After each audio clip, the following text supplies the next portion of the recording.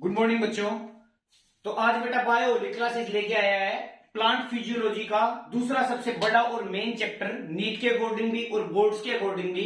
कौन सा? Respiration in higher plants, जिसके अंदर आपका ग्लाइकोलिसिस, क्रैब साइकिल, ईटीएस जैसे मेन टॉपिक्स है, जहां से भर भर के आपके क्या आते हैं, मल्टीपल चॉइस क्वेश्चन आते हैं नीट के अंदर। और बोर्ड्स के अंदर भी डायरेक्ट आ जाता है 5 नंबर 6 नंबर में कि ग्लाइकोलिसिस को एक्सप्लेन करें, क्रैब साइकिल को एक्सप्लेन करें या फिर आप ईटीएस को एक्सप्लेन करें। इस लेक्चर को देखने के बाद बेटा सिर्फ ये 60 से 70 मिनट आपको देने हैं। इस लेक्चर को देखने के बाद आपको ऐसा नहीं है कि ये साइकिल्स आपको बाद में याद करनी पड़ेगी। इसी लेक्चर के अंदर आपको ये साइकिल याद भी करवा देंगे और जितने भी पिछले सालों के अंदर, पिछले 25 सालों के अंदर जितने भी पीवाईक्यू आए हैं, कौन से क्वेश्चन से आए हैं, वो सारे भी इस लेक्चर के अंदर सोल्व करवा देंगे। चाहे फिर वो आप बोर्ड्स का पेपर दो, चाहे आप नीट का पेपर दो, लेकिन इस चैप्टर को आपको देखने की जरूरत नहीं पड़ेगी। इसी के साथ ज्यादा देर ना करते हुए बेटा हम स्टार्ट करते हैं क्या? Respiration in higher plants. ठीक है जी। फोटोसिंथेसिस में क्या किया था बेटा हमने? फोटोसिंथेसिस में किया था कि जो प्लांट्स अपना खाना बनाते हैं सनलाइट की प्रेजेंस में, उस चीज को देखा था और क्या बना दिया था? ग्लूकोज। क्या बना दिया था? ग्लूकोज। मैंने बताया था बेटा कि रेस्पिरेशन के अंदर जैसे हम जस्ट सांस लेते हैं और छोड़ते हैं, उसको हम क्या बोलते हैं? ब्रीदिंग। क्या बोलते हैं? ब्रीदिंग। लेकिन अगर उसका पूरा मैकेनिज्म पढ़ा जाए कि कैसे गैसेज अपनी सेल के पास जाती है, क्या काम आती है, कैसे गैस बाहर आती है, तो उस पूरे मैकेनिज्म को हम क्या बोलते हैं? रेस्पिरेशन। रेस्पिरेशन हर एक लिविंग ऑर्गेनिज्म करता है बेटा, और रेस्पिरेशन का एक ही ऑप्शन है कि रेस्पिरेशन के अंदर हमेशा लिविंग ऑर्गेनिज्म O2 तो अपने अंदर लेगा और CO2 बाहर छोड़ेगा। आगे बात समझ में। अब देखते हैं बेटा रेस्पिरेशन को। देखो जैसे हमारे पास क्या है? फोटोसिंथेसिस से क्या बना? C6H12O6, जिसको हमने क्या बोल दिया बेटा? ग्लूकोज। क्या बोल दिया? ग्लूकोज। स्पीड थोड़ी फास्ट रखेंगे ताकि कम से कम टाइम में आपका ज्यादा से ज्यादा टॉपिक कवर हो जाए। ग्लूकोज है बेटा आपके पास। ग्लूकोज के साथ मैंने अभी बोला कि रेस्पिरेशन के अंदर O2 अंदर लेते हैं। O2 गई तो हमारे पास O2 क्या है बेटा? अवेलेबल है। आगे बात समझ में। ये O2 इस ग्लूकोज का क्या कर देगी बेटा? ऑक्सीडेशन कर देगी। क्या कर देगी? ऑक्सीडेशन कर देगी और इसको तोड़ देगी। किस चीज में तोड़ देगी बेटा? CO2 plus H2O plus energy. CO2 plus H2O plus energy. ये वही एनर्जी है बेटा जो मैंने अभी बोला कि रेस्पिरेशन का मतलब ही क्या है? खाने को तोड़कर एनर्जी को बनाना। क्योंकि हमें जीने के लिए क्या चाहिए? एनर्जी। ठीक है। और एनर्जी के लिए क्या चाहिए? कि हम खाना खाएं और सांस लें। क्यों खाना है? खाना अंदर जाएगा जब भी तो उसको ऑक्सीजन तोड़ेगा और हमको क्या मिलेगी बेटा? एनर्जी मिलेगी। तो ये रिएक्शन होगी बेटा आपकी रेस्पिरेशन की, जो आपने पहले भी पढ़ी होगी। मैंने बोला रेस्पिरेशन के अंदर O2 लेते हैं, CO2 छोड़ते हैं। CO2 कहां पे मिली? ये रही वो CO2 जो आप सांस लेने के बाद छोड़ देते हो। इतनी बात क्लियर है? रेस्पिरेशन हर एक लिविंग ऑर्गेनिज्म में होती है बेटा, चाहे वो एनिमल्स हो, चाहे वो प्लांट्स हो और चाहे वो फंगस हो। ठीक है जी। लेकिन अभी मैंने बताया, आपने पहले भी सुना होगा कि एनर्जी की यूनिट क्या होती है, एनर्जी की करेंसी क्या होती है अपनी बॉडी में? एटीपी। क्या होती है जी? एटीपी। एटीपी क्या होता है बेटा? Adenosine triphosphate. Adenosine triphosphate.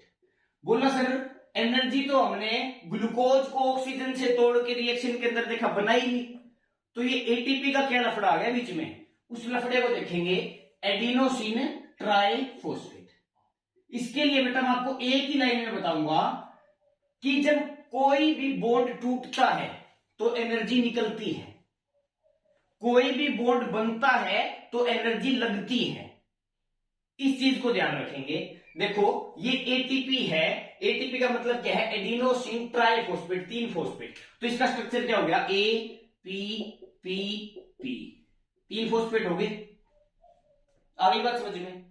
वहां पे एक मॉलिक्यूल पहले से प्रेजेंट होता है, देखो वो रिएक्शन होगी, पक्का होगी। ग्लूकोज की, आपका ग्लूकोज टूटेगा ऑक्सीजन की हेल्प से और आपकी एनर्जी बन जाएगी। लेकिन वो एनर्जी बेटा स्टोर तो नहीं हो सकती। वो स्टोर कैसे होगी? उसके लिए क्या चाहिए? एटीपी की फॉर्मेशन। क्योंकि वो बनी हुई एनर्जी बेटा हाथ की तो यूज हो नहीं सकती, उस एनर्जी को स्टोर करना पड़ेगा। अभी अभी मैंने बताया कोई भी बॉन्ड बनता है तो एनर्जी लगानी पड़ती है, कोई भी बॉन्ड टूटता है तो एनर्जी मिलती है। तो बेटा पहले प्रेजेंट होता है एडीपी। क्या प्रेजेंट होता है? एडीपी, मतलब ए के साथ 2p। और यहां पे वैसे ही कोई इनऑर्गेनिक फॉस्फेट पड़ा होता है अलग से। अब उस रिएक्शन से अपने को एनर्जी मिलेगी, तो उस एनर्जी को स्टोर करने के लिए हम क्या करते हैं बेटा, इस इनऑर्गेनिक फॉस्फेट को इस एडीपी के साथ जोड़ देते हैं। तो वहां पे क्या बन जाता है, ये एडीपी इस फॉस्फेट के साथ मिलके इस पी को भी अपने साथ जोड़ लेता है और ए ट्रिपल पी मतलब एटीपी बन जाता है। अब उस रिएक्शन से हमको जो एनर्जी मिली, उस एनर्जी को हमने यहां पे यूज कर लिया किस चीज में, एडीपी को इस फॉस्फेट से जोड़ने में, या फिर बोल सकते हो एडीपी से एटीपी बनाने में कर लिया यूज। और अब जब भी हमको उस एनर्जी की जरूरत पड़ेगी, उस टाइम पे बेटा हम इस एटीपी को वापस तोड़ देंगे किस चीज में, एडीपी प्लस इनऑर्गेनिक फॉस्फेट में तोड़ दिया। मैंने क्या बताया था कि जब भी कोई बॉन्ड बनेगा तो एनर्जी लगेगी। अब उस टाइम हमारे पास एनर्जी अवेलेबल थी, काम में नहीं आ रही थी जो एनर्जी, तो उस एनर्जी की हमने इन्वेस्टमेंट कर दी कहां पे, एटीपी बनाने में। किससे? एडीपी से। उस एनर्जी से हमने इस फॉस्फेट को एडीपी के अंदर जोड़ दिया और यहां पे इन्वेस्टमेंट कर दी। और जब भी हमको एनर्जी की जरूरत पड़ेगी तो हम इस फॉस्फेट को क्या करेंगे, तोड़ देंगे और वापस क्या बना देंगे, एडीपी बना देंगे। और जब ये बॉन्ड टूटेगा वापस एडीपी बनाने के लिए, तो मैंने क्या बताया था कि जब भी बॉन्ड टूटता है तो हमको एनर्जी मिलती है, उस एनर्जी को हम यूज कर लेंगे। आ गई बात समझ में? उसके बाद देखो, इस एक छोटे से टॉपिक से आपको 3 PYQ हो जाएंगे। बिल्कुल पिछले सालों के अंदर नीट के अंदर इस छोटे से कंसेप्ट से 3 क्वेश्चन आए हैं। क्या है वो छोटा सा कंसेप्ट, वो देखते हैं। देखो, एनर्जी हमने कहां से बनाई थी, ग्लूकोज से। कहां से बनाई, ग्लूकोज से। कैसे? उसका ऑक्सीडेशन करके with the help of O2। Clear है बात? अगर ग्लूकोज से बेटा डायरेक्ट एटीपी बन रहा है, डायरेक्ट एटीपी बन रहा है, ये तो होगी एक चॉइस। लेकिन कई बार क्या होता है बेटा, ये जो ग्लूकोज है ये किससे बना होता है, 6 कार्बन से बना होता है। यहां पे 6 कार्बन बना लो, बना लिए। इस ऑक्सीजन की हेल्प से बेटा ये कार्बन कार्बन बॉन्ड टूटेगा। जब ये कार्बन कार्बन बॉन्ड टूटेगा तो वहां से क्या निकलेंगे, इलेक्ट्रॉन। क्या निकलेंगे बेटा, इलेक्ट्रॉन। ये इलेक्ट्रॉन जाएंगे बेटा NAD के पास। किसके पास जाएंगे, NAD के पास। जब NAD के पास ये इलेक्ट्रॉन जाएंगे तो वो NAD क्या बना लेगा बेटा, NADH। क्या बना लेगा, NADH। बोला सर ये NADH क्या है? NADH एक ऐसा कंपाउंड है बेटा जिससे हमको ATP मिलती है। अब ये NADH से क्या मिलेगी बेटा अपने को, ATP। लेकिन एक शर्त है कि NADH को पहले कहां पे जाना पड़ेगा बेटा, आपके ETS में, जो आपका इस चैप्टर का एक बहुत इंपॉर्टेंट टॉपिक है। अभी करेंगे उस टॉपिक को भी। लेकिन इतना मान लो कि NADH को ATP बनाने के लिए किसके थ्रू गुजरना पड़ेगा, ETS के थ्रू, इलेक्ट्रॉन ट्रांसपोर्ट सिस्टम के थ्रू। वैसे ही बेटा जैसे NADH से आपने ATP बनाया तो उसको कहां से गुजरना पड़ा, ETS से। अब आप बोलोगे, बोला सर यहां से 3 MCQ कैसे आ गए? अब समझ लेना 3 MCQ कैसे आ गए। अगर ग्लूकोज से बेटा डायरेक्ट ATP बन रहा है, मतलब देखो यहां पे ATP बन गया बेटा, बन तो GTP भी सकता है। क्या बन सकता है, GTP भी बन सकता है। अब आप और कंफ्यूज हो जाओगे, बोला सर ये NADH ATP GTP क्या मसला है? मसला कुछ ऐसे है, ध्यान से सुनना। अगर ग्लूकोज से कोई मॉलिक्यूल ऐसा मिल जाए अपने को जहां से अपने को एनर्जी मिल जाए और ETS के थ्रू ना जाना पड़े, ETS के थ्रू ना जाना पड़े, तो उसको हम बोलते हैं जी क्या, substrate level phosphorylation. Substrate level phosphorylation, star mark कर लेना भी, सबस्ट्रेट लेवल फॉस्फोराइलेशन। और अगर ऐसा मॉलिक्यूल बने बेटा जिसको एटीपी बनाने के लिए ईटीएस के दौर से गुजरना पड़े, उसको हम बोलते हैं ऑक्सीडेटिव फोस्फोराइलेशन। ऑक्सीडेटिव फोस्फोराइलेशन, इसको भी आप स्टार मार्क कर लेना। ये भी डायरेक्ट आपका नीट के अंदर काफी बार पूछा जा चुका है। हो गए 2 क्वेश्चन। अब आप बोलोगे सर तीसरा क्वेश्चन। तीसरा क्वेश्चन ये बेटा, क्वेश्चन ये आया था कि ऑक्सीडेटिव फोस्फोराइलेशन के अंदर आपका फर्स्ट इलेक्ट्रॉन एक्सेप्टर कौन होता है। तो देखो यहां से इलेक्ट्रॉन प्रोड्यूस हुए बॉन्ड टूटने की वजह से, और सबसे पहले इलेक्ट्रॉन को किसने एक्सेप्ट किया, एनएडी ने। तो ऑप्शन में आपको मिलेगा एनएडी, उसी को आपको टिक करना है। तो ये हो गया आपका तीसरा एमसीक्यू, ये हो गया आपका तीसरा एमसीक्यू।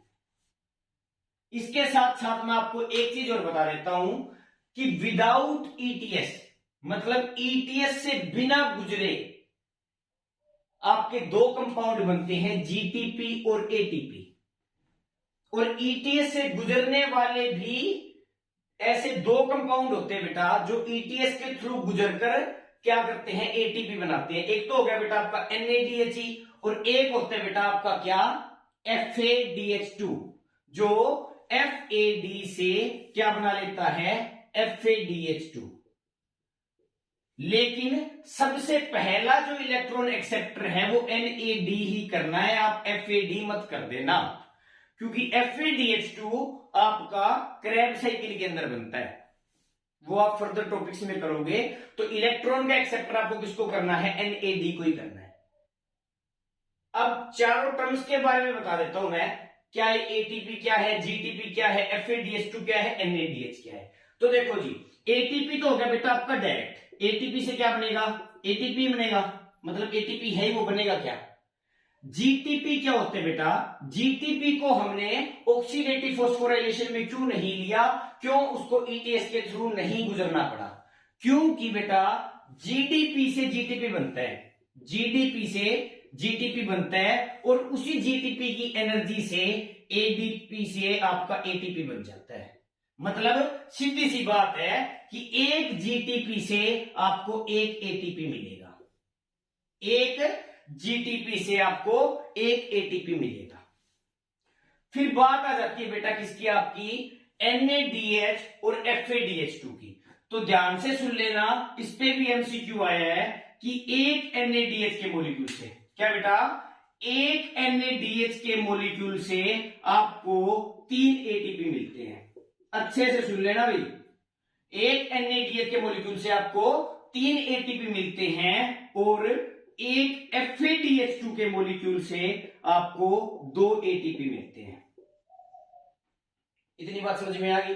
ये हो गया आपका रेस्पिरेशन का बेसिस, और इसी बेसिस के अंदर अंदर से कम आपके 5 से 6 PYQ आए हुए हैं, जो हमने कवर कर लिए। अब हमको देखना है बेटा डिटेल में क्या, कि कैसे आपका ग्लूकोज से एनर्जी बनती है, कैसे स्टोर होती है, कैसे सब कुछ होता है।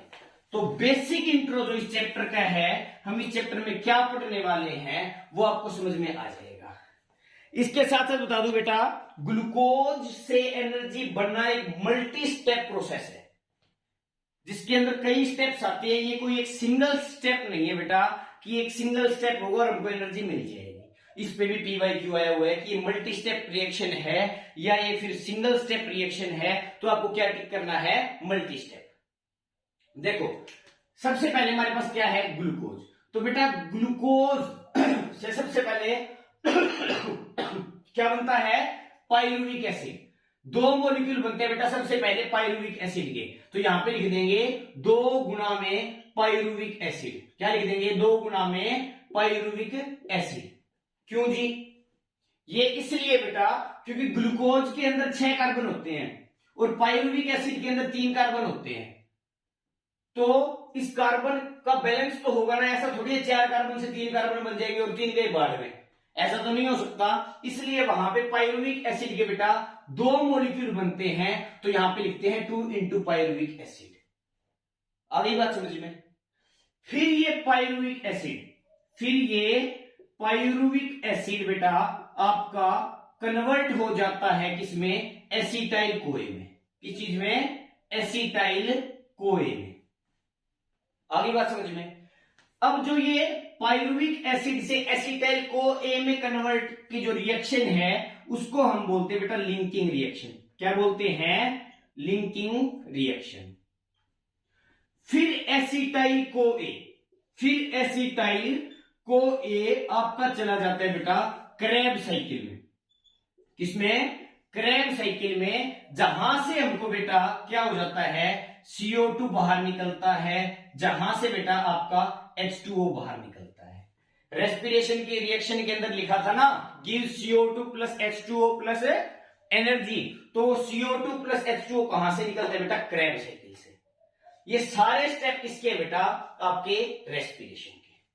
क्योंकि जो ये पहला स्टेप है ग्लूकोज से 2 पायरुविक एसिड बनना, इसी प्रोसेस को हम क्या बोल देते हैं बेटा? ग्लाइकोलिसिस। क्या बोल देते हैं? ग्लाइकोलिसिस। ये एक बेटा 10 स्टेप रिएक्शन है। क्या है? एक 10 स्टेप रिएक्शन है। 10 स्टेप देख के डर मत जाना, क्योंकि आपको ये 10 स्टेप रिएक्शन मात्र 10 ही मिनट के अंदर बिल्कुल आपके दिमाग में फिट हो जाएगी। ठीक है। फिर ये पायरुविक एसिड से बना एसिटाइल कोए। अब देखो, इस रिएक्शन के बिना पायरुविक एसिड नहीं बनेगा, इस रिएक्शन के बिना पायरुविक एसिड से एसिटाइल कोए नहीं बनेगा, और इस रिएक्शन के बिना क्रेब साइकिल नहीं होगी। तो ये सारी की सारी, इसीलिए रेस्पिरेशन को हम क्या बोलते हैं? Multi step reaction. क्या बोलते हैं? Multi step reaction. आगे बात समझ में।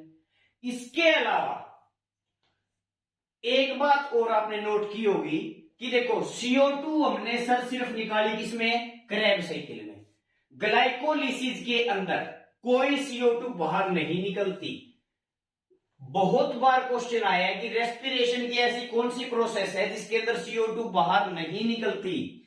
आपकी एसिटाइल कोए जो आपकी लिंकिंग रिएक्शन है बेटा, उसके अंदर भी CO2 बाहर निकलती है। कैसे निकलती है वो देख ही लेंगे। क्रेब साइकिल के अंदर भी CO2 बाहर निकलती है, लेकिन ग्लाइकोलिसिस के अंदर नो CO2 बाहर, कोई CO2 बाहर नहीं निकलेगी। तो ये अच्छे से दिमाग में बिठा लेना कि ग्लाइकोलिसिस के अंदर पूरे 10 स्टेप के अंदर कोई भी CO2 बाहर नहीं निकलेगी। क्लियर है इतनी बात? उसके बाद देखो, एक और बताता हूं आपको बढ़िया सी बात ग्लाइकोलिसिस के बारे में। देखो, ग्लाइकोलिसिस के अंदर बेटा CO2 बाहर नहीं निकली, लेकिन रेस्पिरेशन हमारा 2 टाइप का होता है। बताया था ना मैंने, क्या होता है? रेस्पिरेशन 2 टाइप का होता है जी। एक तो कौन सा होता है आपका? Aerobic respiration. कौन सा होता है बेटा? Aerobic respiration. और एक कौन सा होता है बेटा आपका? Anaerobic respiration. कौन सा होता है? Anaerobic respiration.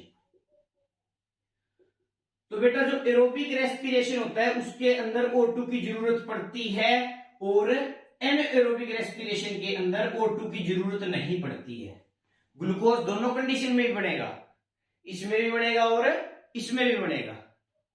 लेकिन मेन बात क्या है? जो आपका एनएरोबिक रेस्पिरेशन है बेटा, उसके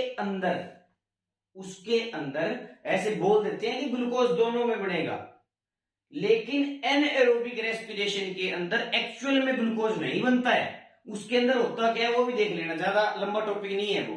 इसके अंदर आपका फर्मेंटेशन क्लियर हो जाएगा। होगा क्या? ध्यान से सुनना। एरोबिक रेस्पिरेशन के अंदर O2 की जरूरत होती है, एनएरोबिक रेस्पिरेशन के अंदर O2 की जरूरत होती है। O2 की जरूरत नहीं होती है, सॉरी। पहला स्टेप है बेटा ग्लाइकोलिसिस। तो ग्लाइकोलिसिस हर एक लिविंग ऑर्गेनिज्म में होगी, चाहे वो एरोबिक रेस्पिरेशन करता हो, चाहे वो एनएरोबिक रेस्पिरेशन करता हो। क्यों? क्योंकि ग्लाइकोलिसिस के अंदर बेटा ना तो CO2 बाहर निकलती, और ना ही ग्लाइकोलिसिस के अंदर ऑक्सीजन की जरूरत पड़ती। ग्लाइकोलिसिस को ऑक्सीजन नहीं चाहिए, ना वो ऑक्सीजन लेगा ना वो CO2 देगा। तो ग्लाइकोलिसिस दोनों में होती है, in both aerobic and anaerobic. Aerobic and anaerobic मतलब क्या बेटा? जैसे रेस्पिरेशन करते हैं तो उसमें हमारे पास ग्लूकोज होता है, ग्लूकोज से हमको एनर्जी लेनी होती है। मानते हो बात? यही थी कि ग्लूकोज से हमको एनर्जी लेनी है। अब एरोबिक रेस्पिरेशन कर रहे थे तो वहां पे ऑक्सीजन का यूज कर रहे थे, ऑक्सीजन का यूज करके अगर रेस्पिरेशन हो रही है तो एरोबिक रेस्पिरेशन, ऑक्सीजन का बिना यूज करे रेस्पिरेशन हो रही है तो एनएरोबिक रेस्पिरेशन। ग्लूकोज दोनों में अवेलेबल है, टूटेगा ग्लूकोज ही, चाहे ये हो रही हो चाहे ये हो रही हो। बोले सर फिर दोनों में फर्क क्या है? एक तो फर्क ये हो गया कि ऑक्सीजन का यूज एरोबिक में हो रहा है और anaerobic without use of oxygen हो रही है। क्लियर है बात? उसके बाद मैंने बताया कि ग्लाइकोलिसिस हर एक में होगी, चाहे वो एरोबिक हो तो भी होगी, एनएरोबिक हो तो भी होगी। मतलब ग्लूकोज से सबसे पहले चाहे एरोबिक हो चाहे अनएरोबिक हो क्या बनेगा? पायरुविक एसिड ही बनेगा।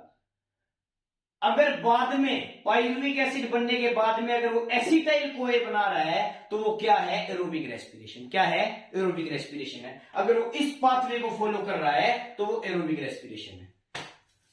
लेकिन अगर वो, यहां पे मैं हेडिंग डाल देता हूं एक बार, एनएरोबिक रेस्पिरेशन, अनएरोबिक रेस्पिरेशन, आपका फर्मेंटेशन का टॉपिक मात्र 1 मिनट में भी क्लियर हो जाएगा।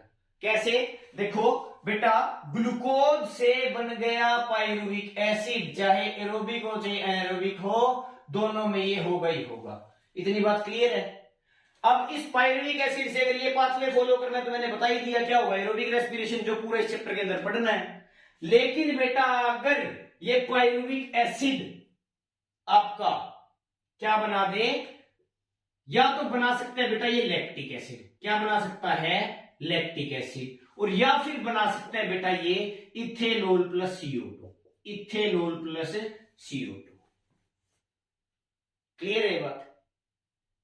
समझ में आई क्या? पायरुविक एसिड बनने के पास 2 चॉइस है, या तो ये वाला पाथवे फॉलो कर लो, ये वाला पाथवे फॉलो करेगा एसिटाइल कोए वाला, क्रैब साइकिल वाला, तो वो क्या होगा? Aerobic respiration. लेकिन अगर ग्लाइकोलिसिस करने के बाद वहां पे ऑक्सीजन अवेलेबल नहीं है या फिर कोई ऑर्गेनिज्म एनारोबिक रेस्पिरेशन करता है तो वो क्या बना देगा बेटा? या तो बना देगा लैक्टिक एसिड या क्या बना देगा? इथेनॉल। अब याद करने की बात क्या है बेटा कि पायरुविक एसिड से लैक्टिक एसिड या फिर इथेनॉल प्लस CO2 बनाने की प्रोसेस को हम बोलते हैं फर्मेंटेशन। क्या बोलते हैं बेटा? फर्मेंटेशन। इस रिएक्शन को क्या बोल दिया? फर्मेंटेशन। स्टार मार्क कर लेना। अब फर्मेंटेशन के थ्रू बेटा वो लैक्टिक एसिड भी बना सकता है और इथेनॉल प्लस CO2 भी बना सकता है। अगर उसने फर्मेंटेशन के थ्रू बेटा क्या बनाया? लैक्टिक एसिड, तो उसको हम क्या बोल देंगे? Lactic acid fermentation. क्या बोल देंगे? Lactic acid fermentation. और बनाया अगर बेटा फर्मेंटेशन के थ्रू क्या? Ethanol plus CO2। इथेनॉल क्या है? एक टाइप की एल्कोहल है जिसके अंदर 2 कार्बन होते हैं, C2H5OH।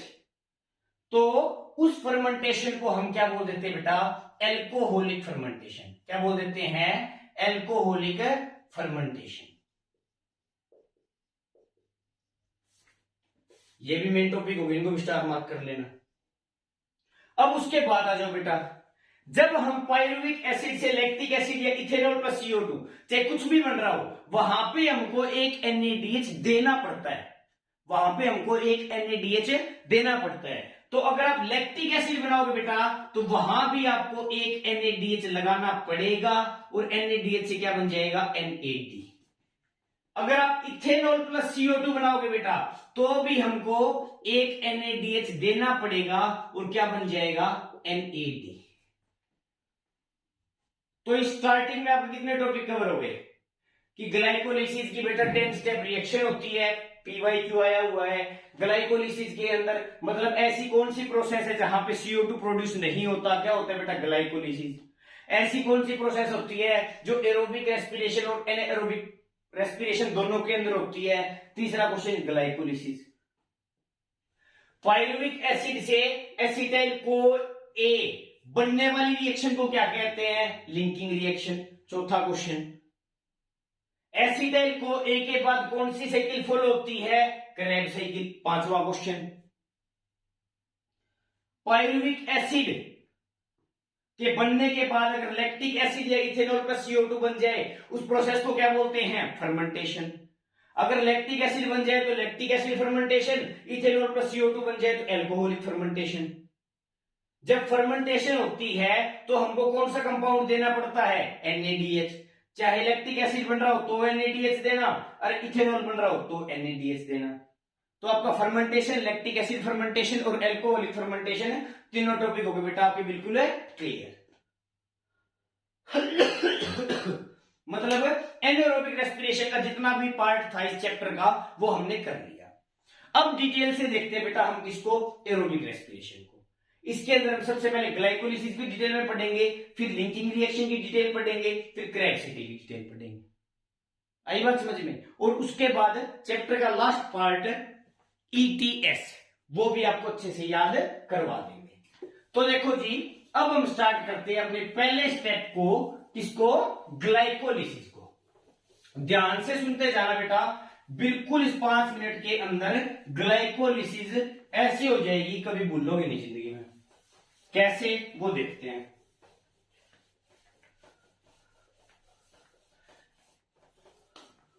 इसको भी मिटा देता हूं क्योंकि बोर्ड मेरे को खाली चाहिए।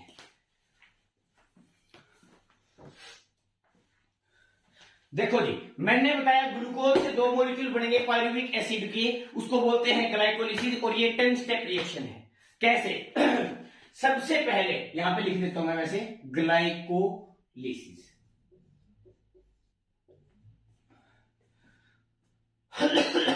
देखो सबसे पहले अपने पास क्या है बेटा, ग्लूकोज। क्या है? ग्लूकोज। ग्लूकोज से बनेगा सबसे पहले बेटा glucose 6 phosphate, glucose 6 phosphate.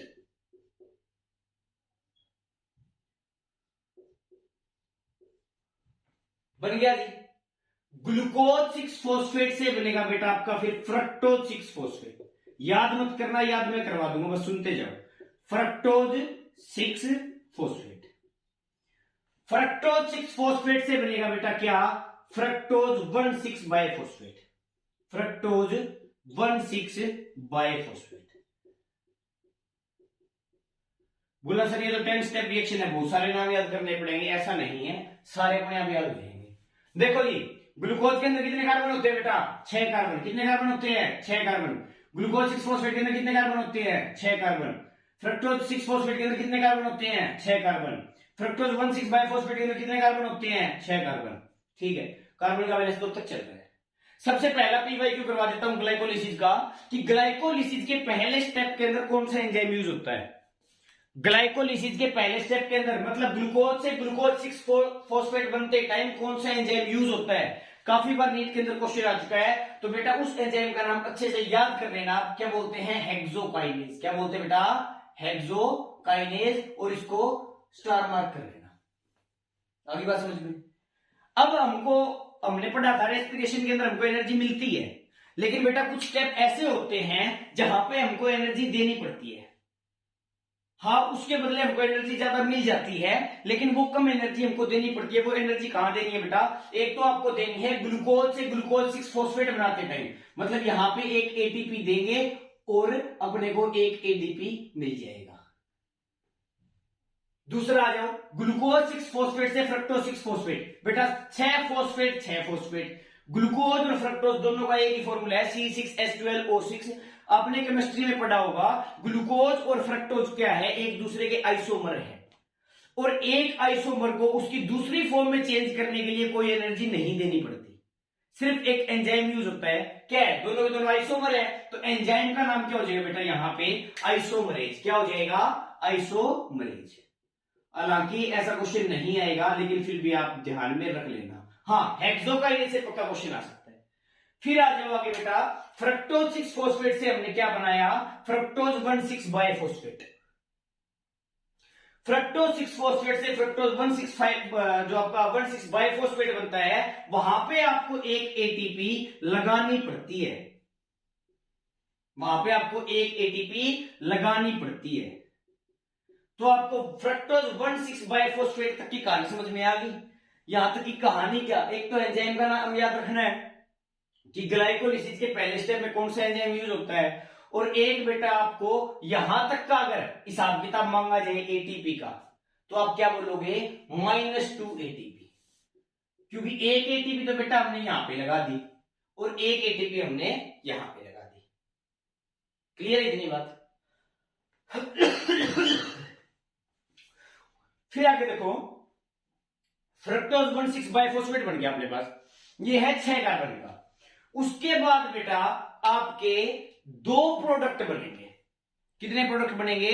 2 product बनेंगे 3-3 कार्बन के, एक 3 कार्बन का और एक 3 कार्बन का। एक प्रोडक्ट तो बनेगा बेटा आपका एल्डिहाइडिक और एक प्रोडक्ट बनेगा आपका बेटा क्या? कीटोनिक। दोनों होंगे पीजीए ही, दोनों होंगे पीजीए ही, लेकिन एक तो क्या होगा एल्डिहाइडिक फॉर्म में और एक क्या होगा बेटा आपका कीटोनिक फॉर्म में। दोनों 3-3 कार्बन के होंगे। देखेंगे कैसे। देखो, एक तो आपका बन जाता है यहां पे बेटा क्या? फॉस्फोग्लिसरल्डिहाइड। क्या? फॉस्फोग्लिसरल्डिहाइड, या फिर आप उसको बोल सकते हो बेटा ग्लिसरल्डिहाइड। ग्लिसरल्डी स्पेलिंग देखो भाई, ग्लिसरल्डिहाइड 3-फॉस्फेट। 3-फॉस्फेट ये होगा बेटा आपका क्या? 3 कार्बन का। नाम से ही पता चल रहा है ग्लिसरल्डिहाइड। ये कौन सा कंपाउंड हो गया बेटा? एल्डिहाइडिक। और दूसरा कौन सा बनेगा आपका बेटा? कीटोनिक बनेगा, जिसको हम क्या बोलते हैं? Dihydroxy acetone. क्या बोलते हैं? Dihydroxy 3 acetone. ये भी कितने कार्बन का है बेटा आपका? 3 कार्बन का। कितने कार्बन का है बेटा? 3 कार्बन का। लेकिन एक मजे की बात देखो, इससे जितनी भी रिएक्शन आगे फॉलो होगी, जितने भी कंपाउंड बनेंगे ग्लाइकोलिसिस के अंदर, वो मात्र किससे बन सकते हैं बेटा? ग्लिसरल्डिहाइड 3-फॉस्फेट से। डायहाइड्रोक्सी एसीटोन से इससे आगे के मॉलिक्यूल नहीं बन सकते। तो बोला सर डायहाइड्रोक्सी एसीटोन काम क्या आएगा फिर? काम बेटा ये आएगा कि डायहाइड्रोक्सी एसीटोन एक बार तो बन जाता है, लेकिन वो वापिस क्या बना लेता है? फॉस्फोग्लिसरल्डिहाइड, या फिर आप बोल सकते हो क्या? ग्लिसरल्डिहाइड 3-फॉस्फेट ये बना लेगा। मतलब या तो फ्रक्टोज 1,6 बाइफॉस्फेट से डायरेक्ट बन जाएगा ग्लिसरल्डिहाइड 3-फॉस्फेट, और क्या बनेगा साथ में? Dihydroxy acetone. ये डायहाइड्रोक्सी एसीटोन भी क्या बना लेगा बेटा आपका? ग्लिसरल्डिहाइड 3-फॉस्फेट। आगे बात समझ में? मतलब अल्टीमेटली आपके अंदर नहीं, प्लांट्स के अंदर ग्लाइकोलिसिस के अंदर क्या बनेगा? फ्रक्टोज 1,6 बाइफॉस्फेट से ग्लिसरल्डिहाइड 3-फॉस्फेट। अगर आपको ये नाम याद ना रहे तो आप यहां पे सिंपल PgAl भी लिख सकते हो, फॉस्फोग्लिसरल्डिहाइड। आई बात समझ में? तो यहां तक की रिएक्शन आपकी क्लियर है। अब इसके बाद की जो रिएक्शन है बेटा, वो कहां से स्टार्ट होगी? ग्लिसरल्डिहाइड 3-फॉस्फेट से। अब मैं बोर्ड की दूसरी साइड इस रिएक्शन को आगे कंटिन्यू करता हूं, देखते रहना बस, आप याद ही हो जाएगी। देखो यहां पे लिख दिया बेटा मैंने क्या? ग्लिसरल्डिहाइड 3-फॉस्फेट लिख दिया जी। इससे आगे क्या बनेगा बेटा? ये देखना, आप यहां पे दो डिजिट लिखोगे बेटा, 1 और 3। 1 और 3 लिख दी, 2 डिजिट। एक को कहते हैं मोनो, 2 को क्या कहते हैं बेटा? बाय या फिर बिस। केमिस्ट्री में पढ़ा होगा, बाय या फिर बिस। यहां पे नंबर कितने हैं बेटा? 2। तो यहां पे क्या लिख दोगे आगे? 20। क्या लिख दोगे? 20। और आगे लिख दोगे बेटा फॉस्फोग्लिसरिक एसिड। क्या लिख दोगे? Phosphoglyceric acid. अब आपको इस नाम को छोटा करना है बेटा। अब आपको इस नाम को छोटा करना है। छोटा कैसे करोगे? यहां पे 1 और 3 ले रखा था, यहां पे 1 और 3 ले रखा था, तो आप क्या करो बेटा? इस 1 को हटा दो, इसी में से मत हटा देना, क्योंकि यहां पे तो 1,3-बिसफॉस्फोग्लिसरिक एसिड बना हुआ है। लेकिन नेक्स्ट स्टेप में इस नाम को छोटा कर दो, याद करने के लिए बता रहा हूं। इस 1 को हटा दो, सिर्फ क्या बच जाएगा बेटा? 3। और हमने ये 20 क्यों लगाया था? क्योंकि नंबर 2 थे, लेकिन यहां पे नंबर क्या रहेगा? अकेला 3। तो इस 20 को भी हटा दो, क्योंकि 20 तो क्यों लगाया था? क्योंकि यहां पे 2 नंबर थे, अब यहां पे सिर्फ 1 नंबर है, तो यहां पे क्या लिख दिया? 3, और सीधा लिख दो फॉस्फोग्लिसरिक एसिड। Phosphoglyceric acid. आई बात समझ में? अब इस नाम को और छोटा कर दो, अब और क्या छोटा कर सकते हो? बोला सर 20 पहले हटा दिया, 2 नंबर की जगह 1 नंबर ले लिया। अब क्या छोटा करें? हो सकता है छोटा, कैसे? यहां पे 3 है, 3 का छोटा 2, तो यहां पे क्या लिख दो? 2 फॉस्फोग्लिसरिक एसिड, 2 फॉस्फोग्लिसरिक एसिड लिख दिया जी। अब 2 फॉस्फोग्लिसरिक एसिड से क्या बना दो? Phosphoenol pyruvate, PEP, phosphoenol pyruvate, जिसको पीईपी भी बोलते हैं। और पीईपी से क्या बन जाता है बेटा आपका? Pyruvic acid. क्या बन जाता है? Pyruvic acid. आई बात समझ में?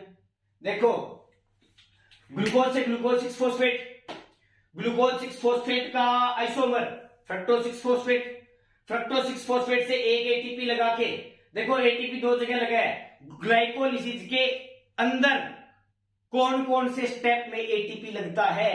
पहले और तीसरे में। एक तो जब ग्लूकोज से ग्लूकोज 6 फॉस्फेट बनाते हैं, और एक जब फ्रक्टोज 6 फॉस्फेट से फ्रक्टोज 1,6 बाइफॉस्फेट बनाते हैं। फ्रक्टोज 1,6 बाइफॉस्फेट के अंदर 6 कार्बन होते हैं, इसलिए वो आगे जाके 2 कंपाउंड बनाते हैं 3-3 कार्बन के। एक तो क्या? ग्लिसरॉल्डिहाइड 3 फॉस्फेट, और एक बन जाता है बेटा डाइहाइड्रोक्सी एसीटोन। लेकिन बाद में डाइहाइड्रोक्सी एसीटोन भी किस चीज में कन्वर्ट हो जाता है? ग्लिसरॉल्डिहाइड 3 फॉस्फेट में। तो फ्रक्टोज 1,6 बाइफॉस्फेट से अल्टीमेटली अपने को 2 कंपाउंड मिल गए बेटा, किसके? Glyceraldehyde 3 phosphate. तो यहां पे हम क्या लिख सकते हैं? 2 गुना, क्योंकि एक ग्लूकोज से 2 ग्लिसरॉल्डिहाइड 3 फॉस्फेट बनेंगे।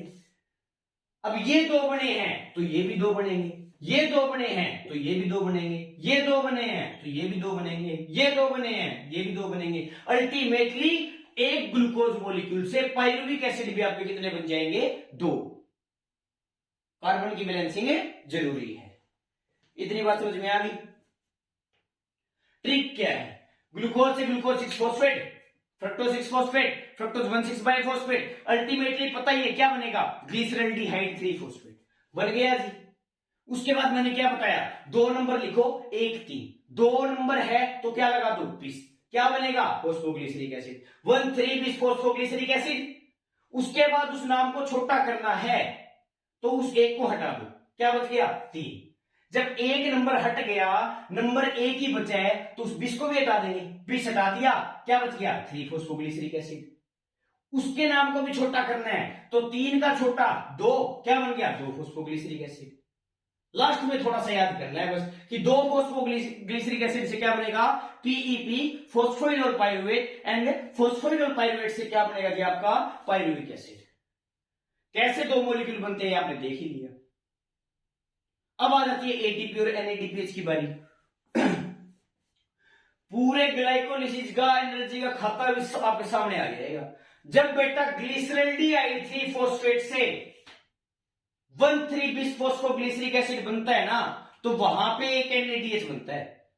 अब आप सोच रहे होंगे सर कहां एनएडीएच, कहां एटीपी?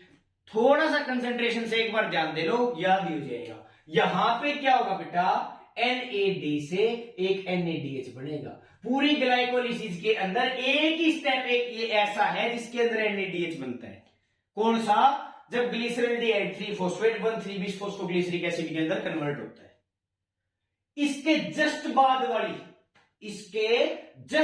वाले स्टेप में एक एटीपी बनाना है। एडीपी से क्या बनाना है? एटीपी। बस ये रिएक्शन ध्यान रखो जहां पे एनएडीएच बनेगा, क्योंकि ये एक स्टेप ऐसा है जहां पे एनएडीएच बनता है। बन गया। उससे जस्ट बाद वाले स्टेप में आपको एटीपी बनानी है। उसके बाद ग्लाइकोलिसिस के लास्ट स्टेप में एटीपी बनानी है। मतलब ग्लाइकोलिसिस के अंदर 2 जगह एटीपी बनता है। एक तो लास्ट स्टेप में। ग्लाइकोलिसिस के अंदर एटीपी लगानी कहां कहां पड़ती है? पहले और तीसरे स्टेप में। ग्लाइकोलिसिस के अंदर एटीपी बनती कहां कहां पे है? एक तो लास्ट स्टेप में, और एक 1,3 बिस फॉस्फोग्लिसरिक एसिड से 3 फॉस्फोग्लिसरिक वाले स्टेप में। या फिर आप याद रख सकते हो कि जहां पे एनएडीएच बनता है उससे नेक्स्ट स्टेप में एटीपी बनेगी और एक लास्ट स्टेप में एटीपी बनेगी। इतनी बात क्लियर है? 3 फॉस्फोग्लिसरिक एसिड से 2 फॉस्फोग्लिसरिक एसिड के स्टेप के अंदर कुछ भी नहीं होता, लेकिन जब 2 फॉस्फोग्लिसरिक एसिड से फॉस्फोइनोल पाइरुवेट बनता है बेटा, तो वहां पे पानी निकल जाता है, H2O बाहर आ जाता है। बस ग्लाइकोलिसिस बिल्कुल आपकी कंप्लीट हो चुकी है। जितने एमसीक्यू आने थे बता दिए, सिर्फ रह गया बेटा आपका एटीपी का हिसाब किताब। देखो यहां तो देखो 6 कार्बन 6 कार्बन 6 कार्बन 6 कार्बन, लेकिन यहां पे 2 से मल्टीप्लाई करते गए ना। तो देखो बेटा यहां पे एक NADH बन रहा था, कब?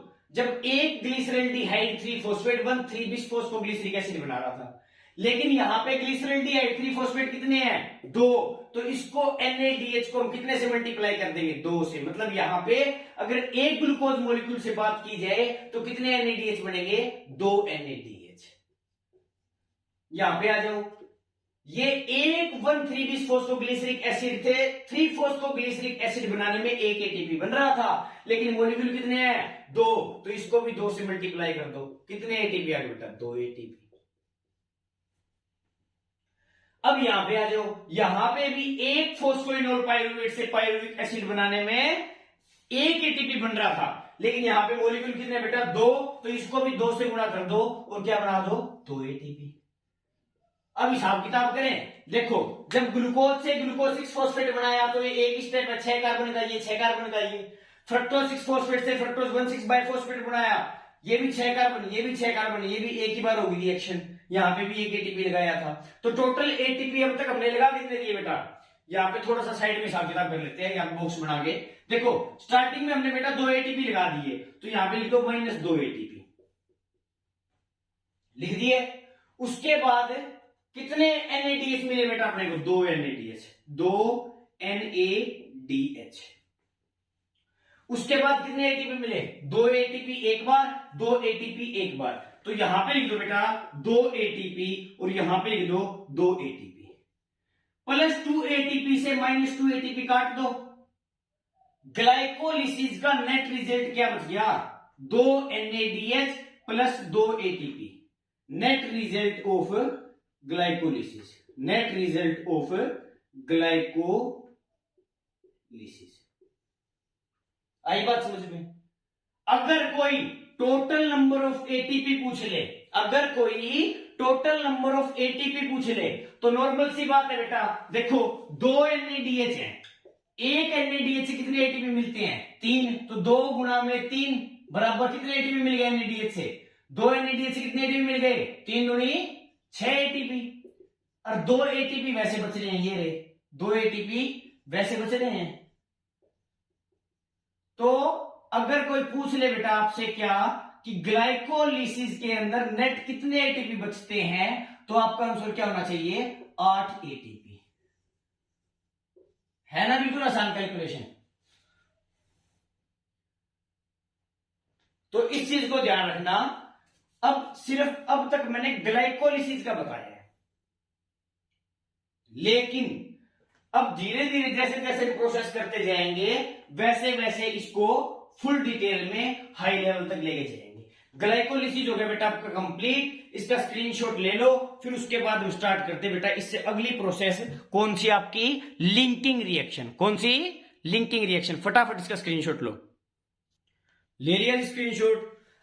अब ग्लूकोज से बेटा पाइरुविक एसिड तो बना दिया, लेकिन अब करेंगे दूसरा स्टेप, पाइरुविक एसिड से बनाएंगे एसिटाइल कोए, एसिटाइल कोए। अब देखो ग्लाइकोलिसिस की एक और मेन बात बता देता हूं आपको बेटा कि ग्लाइकोलिसिस आपका साइटोप्लाज्म में होता है। कहां पे होता है? साइटोप्लाज्म में। मतलब आपका जो पाइरुविक एसिड बनेगा वो कहां पे बनेगा? साइटोप्लाज्म में बनेगा। लेकिन पाइरुविक एसिड बनने के बाद आपका जो पाइरुविक एसिड है वो कहां भाग जाता है बेटा? माइटोकॉन्ड्रिया के अंदर। कहां भाग जाता है? माइटोकॉन्ड्रिया के अंदर। देखो पहले ग्लूकोज से जो पाइरुविक एसिड बना वो कहां बना बेटा आपका? साइटोप्लाज्म में। कहां पे बना? साइटोप्लाज्म में। फिर वो पायरुविक एसिड कहां भाग जाता है बेटा, माइटोकॉन्ड्रिया में। कहां पे भाग जाता है, माइटोकॉन्ड्रिया में। माइटोकॉन्ड्रिया में आ गया बेटा आपका पायरुविक एसिड। क्या आ गया, पायरुविक एसिड। माइटोकॉन्ड्रिया में आने के बाद पायरुविक एसिड क्या करता है, देखो पायरुविक एसिड के कितने मॉलिक्यूल थे, ग्लूकोज का एक मॉलिक्यूल, तो पायरुविक एसिड के कितने मॉलिक्यूल बनेंगे बेटा, दो। तो दोनों के दोनों पायरुविक एसिड कहां पे आ गए, माइटोकॉन्ड्रिया में। माइटोकॉन्ड्रिया में आने के बाद पायरुविक एसिड एक तो बेटा CO2 को बाहर फेंक के मारता है, CO2 को बाहर निकालना इज कॉल्ड एज डीकार्बोक्सिलेशन। क्या बेटा, डीकार्बोक्सिलेशन। आई बात समझ में। और साथ की साथ बेटा NADH की फॉर्मेशन करता है, मतलब NAD से आपका क्या बना देता है बेटा, NADH। अब पायरुविक एसिड के अंदर कितने कार्बन थे बेटा, 3 कार्बन थे, एक कार्बन बाहर निकाल दिया, तो यहां पे जो प्रोडक्ट बनेगा बेटा वो कितने कार्बन का बनेगा, 2 कार्बन का। उसी दो कार्बन के प्रोडक्ट को हम क्या बोलते हैं, एसिटाइल CoA। क्या बोलते हैं बेटा, एसिटाइल CoA। आई बात समझ में। पायरुविक एसिड से एसिटाइल CoA कन्वर्ट करने वाली रिएक्शन को ही हम क्या बोलते हैं, लिंकिंग रिएक्शन। क्या बोलते हैं, लिंकिंग रिएक्शन। अगर क्वेश्चन आ जाए कि लिंकिंग रिएक्शन से क्या बाहर निकलता है, तो आप क्या बोलोगे, NADH प्लस CO2। अब एक पायरुविक एसिड 3 कार्बन का था, एक एसिटाइल CoA 2 कार्बन का था, तो एक कार्बन कम हुआ, वो कहां पे गया, CO2 की फॉर्म में बाहर। लेकिन अपने पास कितने पायरुविक एसिड है बेटा, 2 पायरुविक एसिड। एक पायरुविक एसिड से एक कार्बन डाइऑक्साइड बाहर आएगा, 2 पायरुविक एसिड से 2 कार्बन डाइऑक्साइड बाहर आएगा, एक पायरुविक एसिड से एक NADH बाहर आएगा, 2 पायरुविक एसिड से 2 NADH बाहर आएगा। बोला सर ये तो सिंपल मैथमेटिक्स है, आप क्यों इतना डिटेल में बता रहे हो। बता इसलिए रहा हूं बेटा क्योंकि एक तो क्वेश्चन आता है क्या कि पायरुविक एसिड से एसिटाइल CoA बनने में कितने CO2 बाहर निकलते हैं। तो आपको ध्यान रखना है कि पायरुविक एसिड नाम आया है तो वहां पे सिर्फ एक पायरुविक एसिड है, तो कितने कार्बन डाइऑक्साइड बोलोगे, 1। कभी भी क्वेश्चन ऐसे नहीं आएगा कि सर कहां, मतलब कि 2 पायरुविक एसिड से एसिटाइल CoA बनाने में कितने कार्बन डाइऑक्साइड बाहर निकलेंगे। क्वेश्चन आएगा बेटा कि एक ग्लूकोज के मॉलिक्यूल से एसिटाइल CoA बनाने में कितने कार्बन डाइऑक्साइड बाहर आएंगे। तो एक ग्लूकोज के मॉलिक्यूल से एसिटाइल CoA बनाने में कितने कार्बन डाइऑक्साइड बाहर आएंगे। देखो पहले तो ग्लूकोज से पायरुविक एसिड बनेगा, कोई CO2 बाहर नहीं आता ग्लाइकोलिसिस के अंदर, आपको पता है, अभी अभी हमने ग्लाइकोलिसिस की थी। फिर एक ग्लूकोज के मॉलिक्यूल से 2 पायरुविक एसिड बनते हैं। तो बस आपको इतना ध्यान रखना है कि अगर एक ग्लूकोज के मॉलिक्यूल से पूछे तो वहां पे आपको एक पायरुविक एसिड दिमाग में नहीं रखना है, क्योंकि एक ग्लूकोज के मॉलिक्यूल से कितने पायरुविक एसिड बनते हैं बेटा, 2। तो अगर 2 पायरुविक एसिड या फिर एक ग्लूकोज की बात की जाए तो CO2 multiply by 2 is equal to CO2 यहां पे लिख देंगे in case of 1 molecule of glucose. अलग से मेंशन कर देता हूं ताकि आपको कंफ्यूजन में क्वेश्चन गलत ना हो जाए। वैसे ही NADH को भी बेटा मैं यहां पे NADH multiply by 2 is equal to 2 NADH in case of 1 molecule of glucose, 1 molecule of glucose। Clear इतनी बात। ये हो गई बेटा आपका दूसरा रिएक्शन, कौन सा, लिंकिंग रिएक्शन। उसके बाद बेटा आपकी जो ये एसिटाइल CoA हैं ये कहां पे चले जाएंगे, क्रेब साइकिल में।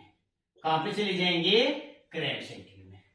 तो इससे नेक्स्ट टॉपिक बेटा अपना कौन सा हो गया, क्रेब साइकिल। कौन सा हो गया, क्रेब साइकिल। अब करेंगे क्रेब साइकिल। एक सिंपल सी ट्रिक बताऊंगा बेटा, क्रेब साइकिल क्या हो जाएगा, ऑन द टिप्स। इसका फटाफट स्क्रीनशॉट लो, उसके बाद स्टार्ट करते हैं हम क्या, क्रेब साइकिल। हाँ जी, ले लिया स्क्रीनशॉट। तो अब हम स्टार्ट करते हैं बेटा क्रेब साइकिल। क्रेब साइकिल आपको 5 मिनट में ऐसी याद हो जाएगी, ऐसी याद हो जाएगी कि याद ही हो जाएगी। देखो, आप किसी कोचिंग इंस्टीट्यूट में पढ़ते हो तो आप क्या कहते हो? अपना कोचिंग इंस्टीट्यूट। या फिर उसका जो कोचिंग इंस्टीट्यूट का मालिक कहता है कि भाई ये तो है ना आपका अपना ही है कोचिंग इंस्टीट्यूट, सब कुछ आपका ही है यहाँ पे, तो उसको हमने क्या बोल दिया? अपना कोचिंग इंस्टीट्यूट। आपके कोचिंग के मालिक ने कहा कि आपका अपना ही तो कोचिंग इंस्टीट्यूट है, तो आपने उसको क्या बोल दिया? अपना कोचिंग इंस्टीट्यूट। वहां पे किसके लिए गए हो?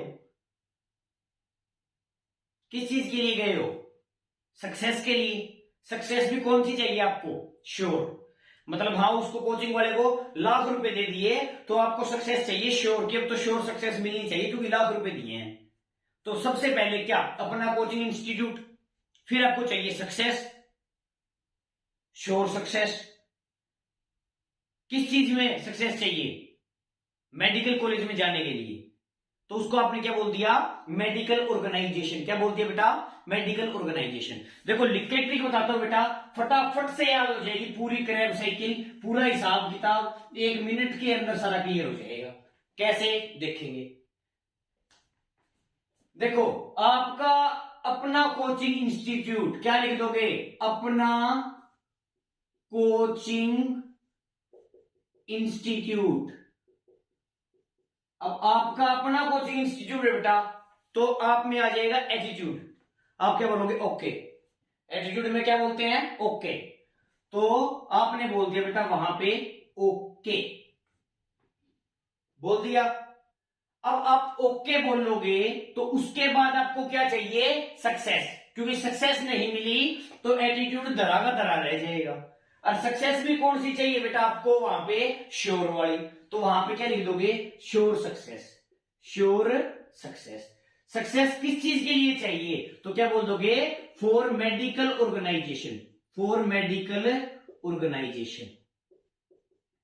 आपका अपना कोचिंग इंस्टीट्यूट, एटीट्यूड में बोलोगे ओके, सक्सेस चाहिए श्योर, किस चीज में चाहिए? For medical organisation.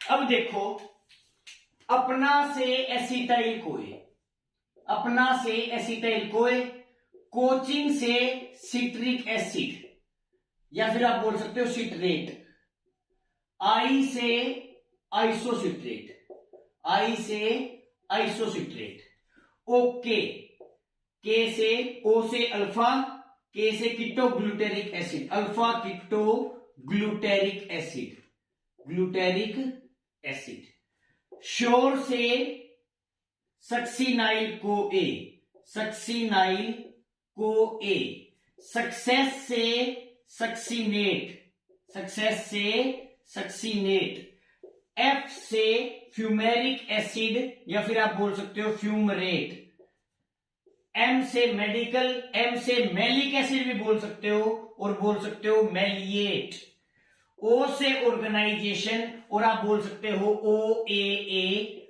ओ ए का मतलब क्या बेटा? ऑक्जेलो acetic acid, oxaloacetic acid. और बेटा ऑक्जेलो एसिटिक एसिड वापिस रीजनरेट करके क्या बना लेता है आपका? लास्ट में क्या बना लेता है आपका? मतलब वो जो ओ ए है वो आपका वापिस एसिटाइल को ए के साथ मिलके क्या बना लेता है? मतलब ये जाएगा और ये दोनों मिलके ही क्या बना लेंगे बेटा? यहां से आपस में ऐसे मिलके वापिस सिट्रिक एसिड साइकिल, और ये साइकिल ऐसे ही चलती रहेगी। इसको डिटेल में देखते हैं। देखो, सबसे पहले बेटा अपने पास क्या था? एसिटाइल को ए था, ये था 2 कार्बन का कंपाउंड। इसके साथ मिल जाएगा बेटा आपका क्या? Oxaloacetic acid. क्या मिल जाएगा?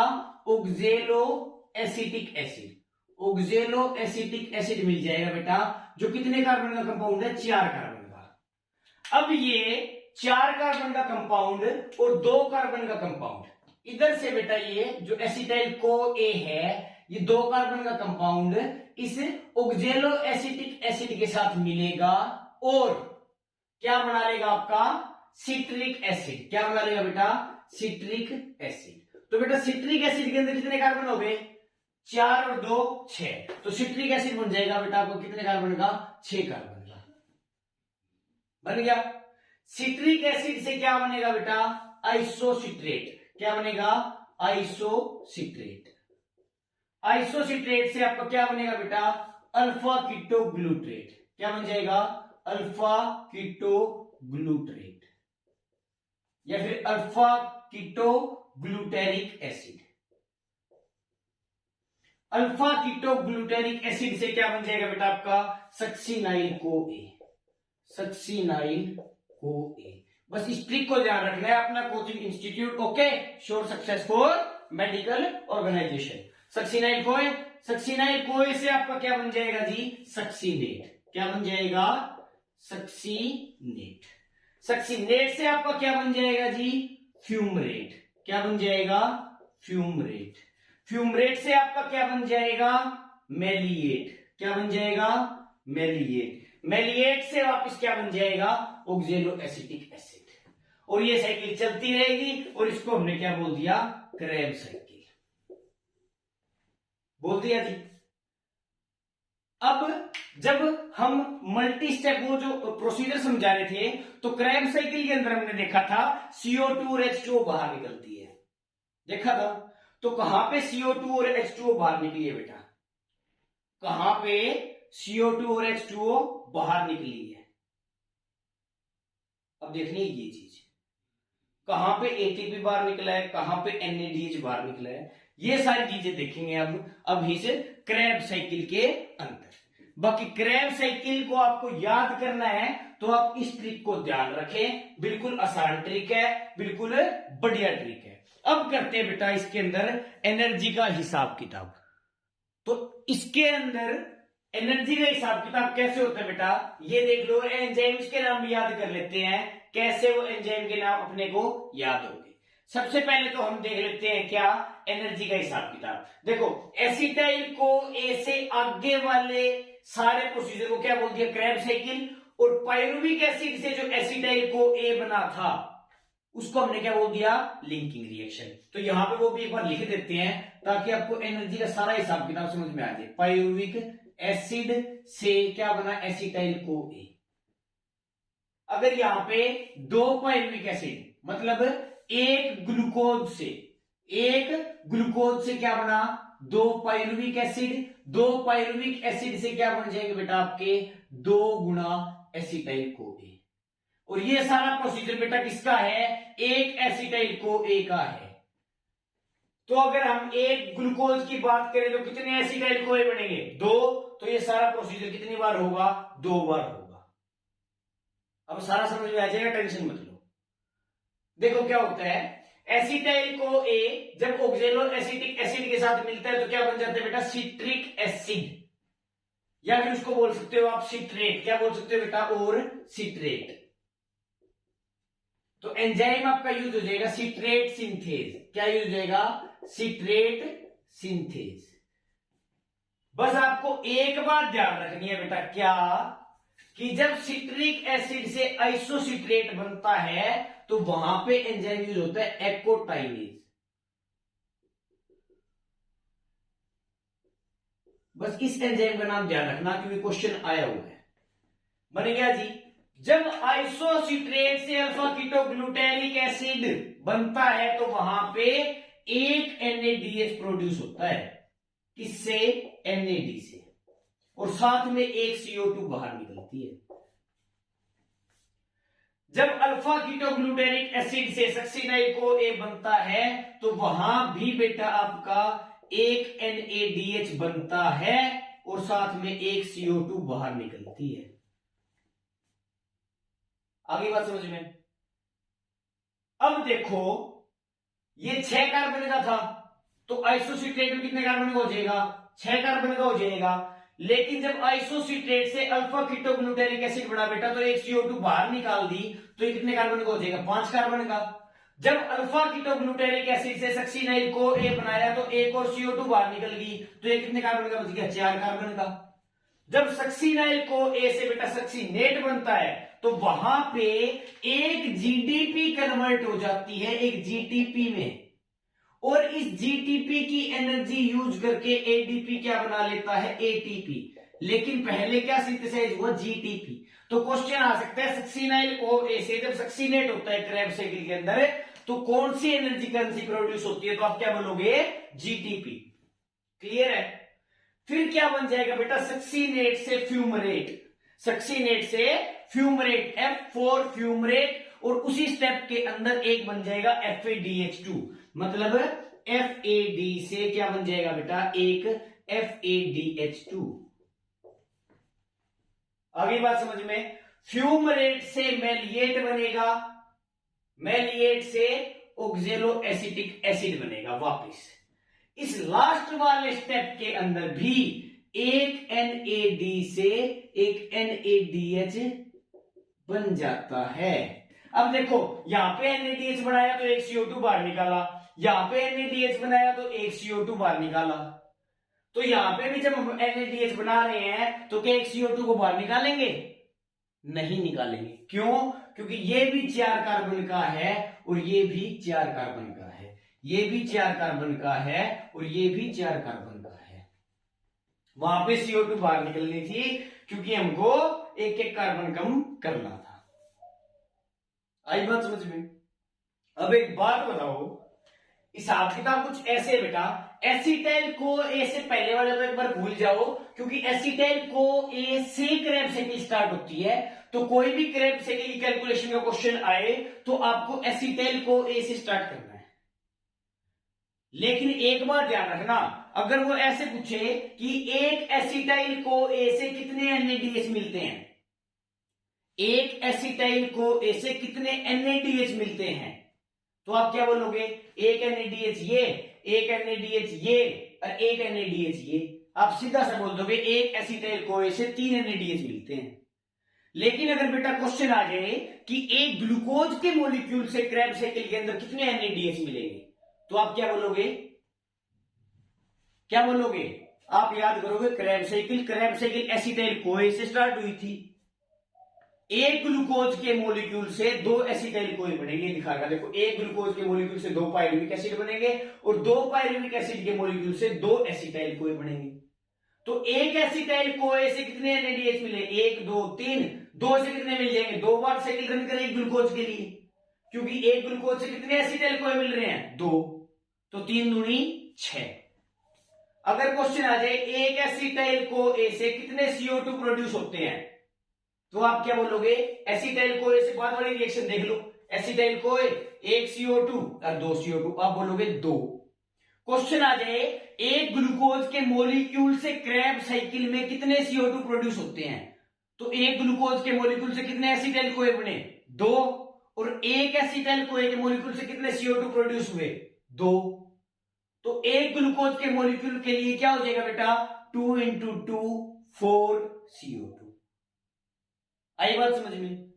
और PYQ करवा देता हूं, आपसे पूछ ले, बोला एक पायरुविक एसिड से, एक पायरुविक एसिड से कितने CO2 प्रोड्यूस होंगे, तो 2 तो होंगे बेटा क्रेब साइकिल के। लेकिन मैंने बताया था जब पायरुविक एसिड से एसिटाइल को ए बनता है तो इस रिएक्शन को हम क्या बोलते हैं बेटा, लिंकिंग रिएक्शन। क्या बोलते हैं, लिंकिंग रिएक्शन बोलते हैं जी। जो ये लिंकिंग रिएक्शन होती है बेटा, जो ये लिंकिंग रिएक्शन होती है तो वहां पे एक तो बाहर निकलता है जी आपका CO2, क्या बाहर निकलता है, CO2, और एक आपका बाहर क्या निकलता है बेटा, NADH, क्या बाहर निकलता है, NADH। आ गई होगी ध्यान। इससे पहले वाले टॉपिक में हमने क्या करवाया था, लिंकिंग रिएक्शन करवाया था डिटेल में। अब पायरुविक एसिड से जब एसिटाइल को बना तो एक CO2 बाहर निकल रही थी, लेकिन वो एक पायरुविक एसिड था। अब बेटा क्वेश्चन आ जाए कि एक पायरुविक एसिड से कितने CO2 बाहर निकलते हैं, एक तो यहां निकल गया, एक यहां निकल गया, एक यहां निकल गया, तो एक पायरुविक एसिड से कितने CO2 बाहर होते हैं, 3। लेकिन अगर ये पूछ ले कि एक ग्लूकोज के मॉलिक्यूल से, एक ग्लूकोज के मॉलिक्यूल से कितने CO2 बाहर होते हैं, तो पहली बात तो देखो कैलकुलेट करने की जरूरत ही नहीं है। क्यों? क्योंकि एक ग्लूकोज के मॉलिक्यूल के अंदर कितने कार्बन होते हैं, 6। एक कार्बन डाइऑक्साइड के मॉलिक्यूल के अंदर कितने कार्बन होते हैं, 1, तो नॉर्मल सी बात है 6 CO2 प्रोड्यूस होगी। लेकिन वो कैसे 6 हैं वो सोच के देखो। अब देखो एक पायरुविक एसिड से कितने बन रहे थे बेटा, एक कार्बन डाइऑक्साइड, दो कार्बन डाइऑक्साइड, तीन कार्बन डाइऑक्साइड, लेकिन एक ग्लूकोज के मॉलिक्यूल से दो पायरुविक एसिड बनते हैं, तो हम उसको कितने से मल्टीप्लाई कर देंगे? 2 से। तो 3 CO2 तो दिख ही रहे हैं। एक ग्लूकोज के मॉलिक्यूल के लिए ये साइकिल 2 बार रन करेगी, तो 3 2 जा 6 CO2 हो गई। आ गई बात समझ में? एक आपके क्वेश्चन आएगा बेटा रेस्पिरेटरी बैलेंस शीट, ये ट्रिक नोट कर ली भाई, मैं रब कर रहा हूं आपको। रेस्पिरेटरी बैलेंस शीट करवा लेता हूं, मतलब आपका जो बही खाता है, हिसाब खाता है किस चीज का, एटीपी, NADPH, FADH2 का, वो अभी आपको जस्ट मात्र कुछ मिनटों में याद हो जाएगा। कैसे? अब मैं बताता हूं। देखो, हमने बेटा रेस्पिरेशन करी, हमने अभी रेस्पिरेशन करी। रेस्पिरेशन में बेटा सबसे पहले हमने क्या किया? ग्लाइकोलिसिस। क्या की? ग्लाइकोलिसिस। ग्लाइकोलिसिस के बाद हमने क्या की बेटा? Linking reaction. क्या की बेटा? Linking reaction. उसके बाद हमने अब क्या की बेटा? Krebs cycle. क्या की? Krebs cycle. एक ग्लूकोज के मॉलिक्यूल के लिए बात लेकर चलेंगे, तो ग्लूकोज के मॉलिक्यूल के अंदर बेटा क्रेब साइकिल भी 2 बार करनी पड़ेगी, लिंकिंग रिएक्शन भी 2 बार करनी पड़ेगी, और ग्लाइकोलिसिस 1 बार करनी पड़ेगी। 1 बार मतलब जब तक ग्लूकोज से ग्लूकोज 6 फोस्फेट, ग्लूकोज 6 फोस्फेट से फ्रक्टोज 6 फोस्फेट, फ्रक्टोज 6 फोस्फेट से फ्रक्टोज 1,6 बायफोस्फेट बनता है, वो तो 1 बार होगा। लेकिन जब फ्रक्टोज 1,6 बायफोस्फेट से आगे 2 कंपाउंड बन जाएंगे, तो रिएक्शन क्या हो जाएगी बेटा? 2 टाइम्स हो जाएगी। अगर कंफ्यूजन हो रही है तो ग्लाइकोलिसिस वाला चैप्टर इसी वीडियो के अंदर है पहले, और अगर सेपरेटली पढ़ना है तो अलग से भी ग्लाइकोलिसिस की वीडियो होगी चैनल पे, आप देख लेना। अभी लेक्चर के अंदर, इसी लेक्चर के अंदर ग्लाइकोलिसिस का बेटा हमने हिसाब किताब किया था, तो उसके अंदर देखा था कि ग्लाइकोलिसिस के अंदर नेट क्या बचता है अपने पास? 2 ATP बचती है और 2 NADH बनता है। टोटल कितने हो गए थे बेटा आपके? कितनी एटीपी हो गई थी? 3 दूनी 6 और 2 8 एटीपी बन गई थी ग्लाइकोलिसिस के अंदर। अब लिंकिंग रिएक्शन पे आ जाओ बेटा। लिंकिंग रिएक्शन क्या होती है? पायरुविक एसिड से। लिंकिंग रिएक्शन क्या होती है बेटा? पायरुविक एसिड से आपका एसिटाइल कोए बनाना, एसिटाइल कोए बनाना। इस रिएक्शन के अंदर बेटा एक CO2 बाहर निकलती है, वहां पे दिखाया हुआ है, और एक NADH बाहर निकलती है। लेकिन एक ग्लूकोज के मॉलिक्यूल से अपने को 2 पायरुविक एसिड मिलते हैं। तो 2 पायरुविक एसिड से आपके 2 एसिटाइल कोए बनेंगे, तो आपके NADH भी कितने प्रोड्यूस होंगे बेटा? 2। तो यहां पे क्या लिख दोगे? 2 NADH। यहां पे वैसे लिख देंगे from 1 molecule of glucose, from 1 molecule of glucose, क्योंकि ग्लूकोज से 2 पायरुविक एसिड बनेंगे, तो ये रिएक्शन कितनी बार होगी? 2 बार। 2 NADH से कितने एटीपी मिल जाएगी बेटा? 3 दूनी 6 एटीपी। एक NADH के मॉलिक्यूल से 3 एटीपी मिलते हैं, एक FADH2 से 2 मिलते हैं, एक GTP से 1 ATP मिलता है, और एक ATP से तो 1 ही ATP मिलेगा। अब आ जाओ बारी करते हैं बेटा किसकी? क्रेब साइकिल की। क्रेब साइकिल की अगर बात की जाए बेटा, तो क्रेब साइकिल में देखो, क्रेब साइकिल कहां से स्टार्ट हो रही है? एसिटाइल कोए से। एसिटाइल कोए से कितने NADH मिले? 1 2 और 3। तो क्रेब साइकिल में हमको मिल गए कितने बेटा? 3 NADH। कितने मिल गए? 3 NADH। FADH2 कितने मिले बेटा? 1 FADH2। 1 मिला बेटा GTP, 1 मिला GTP। आगे बात समझ में? लेकिन ये जो मिले हैं वो एक एसिटाइल कोए से मिले हैं। लेकिन अगर क्वेश्चन आ जाए फ्रॉम 1 मोलिक्यूल ऑफ ग्लूकोज, तो एक ग्लूकोज के मॉलिक्यूल से कितने एसिटाइल कोए मिलेंगे? 2। तो ये सारी रिएक्शन कितनी बार होंगी बेटा? 2 बार। तो जहां पे एक NADH प्रोड्यूस हुआ वहां पे कितने NADH प्रोड्यूस होंगे? 2 बार। जहां पे एक FADH2 प्रोड्यूस हुआ वहां कितने होंगे? 2। क्यों? क्योंकि बात एक ग्लूकोज के मॉलिक्यूल की कर रहे हैं। तो इन सभी को हम बेटा 2 से मल्टीप्लाई कर देंगे। क्यों कर देंगे? From 1 molecule of glucose into 2 into 2 into 2। यहां पे आ जाएगा 6 NADH, यहां आ जाएगा 2 FADH2, यहां पे आ जाएगा बेटा जी 2 GTP। यहां पे लिख देंगे from one molecule of glucose, from one molecule of glucose. आई बात समझ में? अब ये लगा लो बेटा 6 NADH, 2 FADH2, 2 GTP। अगर इनका बेटा टोटल ATP निकाला जाए, अगर इनका टोटल ATP निकाला जाए तो कितना हो जाएगा? टोटल मतलब क्रैब साइकिल का टोटल 6 NADH से कितने ATP बनेंगे बेटा? 6 3 जा 18 ATP। FADH2 से एक FADH2 से 2 ATP मिलते तो बेटा 2 2 जा 4 ATP। एक GTP से बेटा 1 ATP मिलता है तो 2 GTP से 2 ATP। कितने हो बेटा? ये 18 और 4 22 और 2 24। कितने हो बेटा? 24 ATP। ये 24 ATP किससे मिल गए? 24 ATP मिल गए हमको क्रैब साइकिल के अंदर एक ग्लूकोज मॉलिक्यूल की वजह से।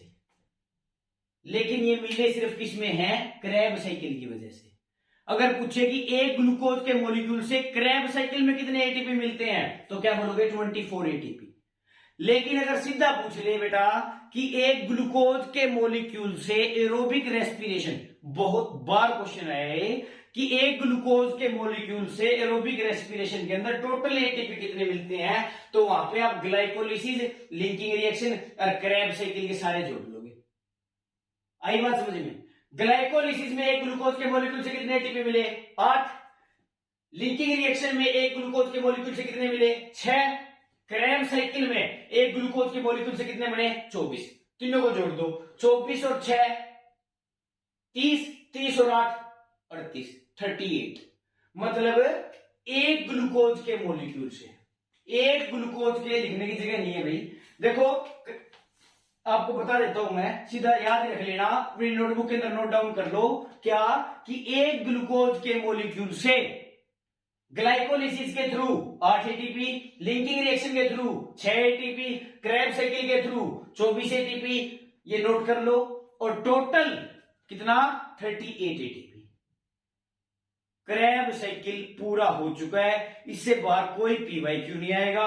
हाँ, एक आ सकता है कि क्रैब साइकिल का दूसरा नाम क्या है, तो वो भी याद रखेंगे, tri carboxylic acid cycle. Tri carboxylic acid cycle, इसी को हम बोल देते हैं TCA साइकिल। TCA cycle.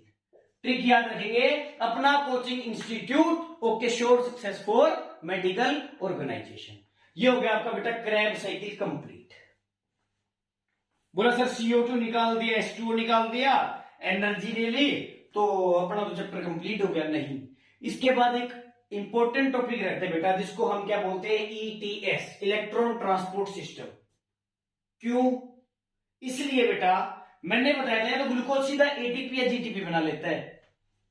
अब ATP बन गया तो बन ही गया। GTP से जब ATP बनता है ना बेटा, तो उसको GTP को ATP में कन्वर्ट होने के लिए इलेक्ट्रॉन ट्रांसपोर्ट सिस्टम के थ्रू नहीं जाना पड़ता है। तो जिसको लेक्चर के स्टार्टिंग में बताया था, जिसको ETS के थ्रू ना जाना पड़े उसको बोलते हैं क्या? Substrate level phosphorylation. लेकिन NADH और FADH2 को ATP में कन्वर्ट होने के लिए किसके थ्रू जाना पड़ता है बेटा? इलेक्ट्रॉन ट्रांसपोर्ट सिस्टम के थ्रू। मतलब NADH से कैसे ATP बना, FADH2 से कैसे ATP बना, NADH प्लस FADH2 दोनों कहां पे जाएंगे? इलेक्ट्रॉन ट्रांसपोर्ट सिस्टम के अंदर जाएंगे। फिर इलेक्ट्रॉन ट्रांसपोर्ट सिस्टम आगे क्या बनाएगा बेटा? ATP बनाएगा। तो इससे अगला टॉपिक आपका क्या है? ETS। इसका स्क्रीनशॉट ले लो बेटा। अब हम स्टार्ट करते हैं क्या? Electron transport system. तो अब देखते हैं कि एक NADH मॉलिक्यूल कैसे 3 ATP बनाता है और एक FADH2 मॉलिक्यूल कैसे ATP बनाता है ETS के थ्रू। तो उसके लिए हमको क्या पढ़ना पड़ेगा जी? ETS, इलेक्ट्रॉन ट्रांसपोर्ट सिस्टम, जो कहां पे होता है बेटा? माइटोकॉन्ड्रिया के अंदर। कैसे होता है वो चीज देखते हैं। देखो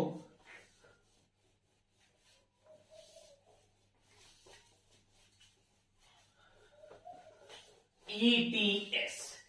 तो होगा क्या, आपका जो माइटोकॉन्ड्रिया होता है बेटा डबल मेम्ब्रेन स्ट्रक्चर होता है, ठीक है। तो यहां पे लिख देते हैं हम क्या, ETS। ध्यान से देख लेना, रटना पड़ेगा ही नहीं। माइटोकॉन्ड्रिया की दो मेम्ब्रेन होती है बेटा, ये तो बनाती बाहर वाली मेम्ब्रेन, जिसको हमने क्या बोल दिया, आउटर मेम्ब्रेन ऑफ माइटोकॉन्ड्रिया, ठीक है जी। ये होगी बेटा आपकी इनर मेम्ब्रेन, उसको हमने क्या बोल दिया, inner membrane of mitochondria, inner membrane of mitochondria. इस बीच वाले स्पेस को क्या बोल देंगे बेटा, inter membrane space of mitochondria. क्या बोल देंगे, inter membrane space of mitochondria. इस मेम्ब्रेन को थोड़ा बेटा बड़ा बना लेते हैं, ठीक है जी। अब जो इनर मेम्ब्रेन ऑफ माइटोकॉन्ड्रिया बेटा, इसको थोड़ा मोटा बना देंगे। क्यों, क्योंकि इसके अंदर ही ETS मतलब आपके जो इलेक्ट्रॉन होते हैं वो रन करते हैं। तो इलेक्ट्रॉन का फ्लो कहां होता है, या फिर बोलते हैं इलेक्ट्रॉन ट्रांसपोर्ट सिस्टम कहां होता है, तो आप क्या बोलोगे, माइटोकॉन्ड्रिया में। लेकिन अगर बोलते हैं इलेक्ट्रॉन फ्लो कहां करते हैं माइटोकॉन्ड्रिया के अंदर, तो आप क्या बोलोगे बेटा, इनर मेम्ब्रेन ऑफ माइटोकॉन्ड्रिया के अंदर। यहां से लेके यहां तक ये पूरी क्या है, inner membrane of mitochondria. Inner membrane of mitochondria के अंदर बेटा 5 कॉम्प्लेक्स होते हैं। बुक के अंदर सीधा देखते हो कंफ्यूज हो जाते हो, अभी मेरे साथ बनाओगे तो समझ में आ जाएगा। देखो सबसे पहले बेटा एक कॉम्प्लेक्स बना लेंगे, ये बना दिया पहला। पहले के बाद कौन सा आएगा, दूसरा, नहीं जी। पहले के बाद कॉम्प्लेक्स कौन सा बनाओगे बेटा आप, तीसरा। कौन सा बनाओगे, तीसरा। तीसरे के बाद आप कॉम्प्लेक्स कौन सा बनाओगे बेटा, दूसरा। लेकिन दूसरा इनर मेम्ब्रेन ऑफ माइटोकॉन्ड्रिया के अंदर नहीं बनाना है, इनर मेम्ब्रेन ऑफ माइटोकॉन्ड्रिया के मैट्रिक्स वाली साइड बनाना है, माइटोकॉन्ड्रियल मैट्रिक्स वाली साइड बनाना है। तो आपका दूसरा जो कॉम्प्लेक्स है वो बनाओगे यहां पे। ये कौन सा हो गया बेटा, कॉम्प्लेक्स 1। कौन सा हो गया, कॉम्प्लेक्स 1। ये कौन सा हो गया बेटा आपका, कॉम्प्लेक्स 3। पहले के बाद कौन सा बनाओगे बेटा आप, तीसरा, कॉम्प्लेक्स 3। ये कौन सा हो गया बेटा आपका, कॉम्प्लेक्स 2। फिर बनाओगे बेटा आप क्या, कॉम्प्लेक्स 4। क्या बनाओगे, कॉम्प्लेक्स 4। और फिर लास्ट में आप क्या बनाओगे बेटा, कॉम्प्लेक्स 5। क्या बनाओगे, कॉम्प्लेक्स 5। और ये सारे के सारे कॉम्प्लेक्स कहां प्रेजेंट है बेटा, इनर मेम्ब्रेन ऑफ माइटोकॉन्ड्रिया के अंदर। अब मैंने क्या बोला था कि NADH से ATP बनाना है, FADH2 से ATP बनाना है। तो इलेक्ट्रॉन ट्रांसपोर्ट सिस्टम को रन करने के लिए सबसे क्या चाहिए बेटा, सबसे पहले NADH और FADH2। तो बिल्कुल जीरो से स्टार्ट करते हैं बेटा। NADH देखो ये क्या है, मैट्रिक्स ऑफ माइटोकॉन्ड्रिया। आई ध्यान में, क्योंकि इनर मेम्ब्रेन है या आउटर मेम्ब्रेन है, तो इस साइड क्या बच जाएगा, मैट्रिक्स ही बच जाएगा, मैट्रिक्स ऑफ माइटोकॉन्ड्रिया। अब बेटा जब ग्लाइकोलिसिस की थी, तो ग्लाइकोलिसिस तो हो रही थी कहां पे, साइटोप्लाज्म में। लेकिन उसके बाद पायरुविक एसिड कहां चला गया था, माइटोकॉन्ड्रिया के अंदर। तो जितने भी ATP बने, जितने भी FADH2 बने, जितने भी GTP बने, जितने भी FADH2 बने, कहां पे बने, माइटोकॉन्ड्रिया के अंदर। तो जितने भी NADH और FADH2 प्रेजेंट है वो कहां पे, आपके मैट्रिक्स ऑफ माइटोकॉन्ड्रिया के अंदर। तो वहां से NADH जाएगा किसके पास, कॉम्प्लेक्स 1 के पास। कहां पे जाएगा बेटा, कॉम्प्लेक्स 1 के पास। NADH जाएगा बेटा कॉम्प्लेक्स 1 के पास, और FADH2 जाएगा बेटा कॉम्प्लेक्स 2 के पास। क्योंकि अपने को ETS के थ्रू इन दो मॉलिक्यूल से ही ATP चाहिए। क्यों, क्योंकि GTP को तो इलेक्ट्रॉन ट्रांसपोर्ट सिस्टम की जरूरत ही नहीं है ATP में कन्वर्ट होने के लिए। अब NADH चला गया कॉम्प्लेक्स 1 के पास, और FADH2 चला गया बेटा आपका कॉम्प्लेक्स 2 के पास। अब वहां पे होगा क्या, NADH टूट जाएगा बेटा NAD में, और क्या निकाल देगा, इलेक्ट्रॉन। क्या निकाल देगा बेटा, इलेक्ट्रॉन। वो इलेक्ट्रॉन चले जाएंगे बेटा कहां पे, कॉम्प्लेक्स 1 के अंदर। कॉम्प्लेक्स 1 के अंदर किसके पास चले जाएंगे बेटा, FMN के पास, फ्लेवोमोनोन्यूक्लियोटाइड, FMN, फ्लेवोमोनोन्यूक्लियोटाइड। अलग से यहां पे लिख देते हैं बेटा FMN, फ्लेवो या फ्लेविन भी बोल सकते हो, फ्लेविन मोनोन्यूक्लियोटाइड। जो जो फुल फॉर्म आएगी वहां पे भेजना, उसकी साइड में लिख देंगे। एफएमएन के पास आ गया जी। एफएमएन से जाएगा बेटा किसके पास, FES के पास। कहां पे जाएगा, FES के पास। वैसे ही कॉम्प्लेक्स 2 के अंदर भी क्या होगा बेटा, FADH2 से क्या बन जाएगा, FAD, और क्या रिलीज कर देगा, इलेक्ट्रॉन। क्या रिलीज कर देगा, इलेक्ट्रॉन।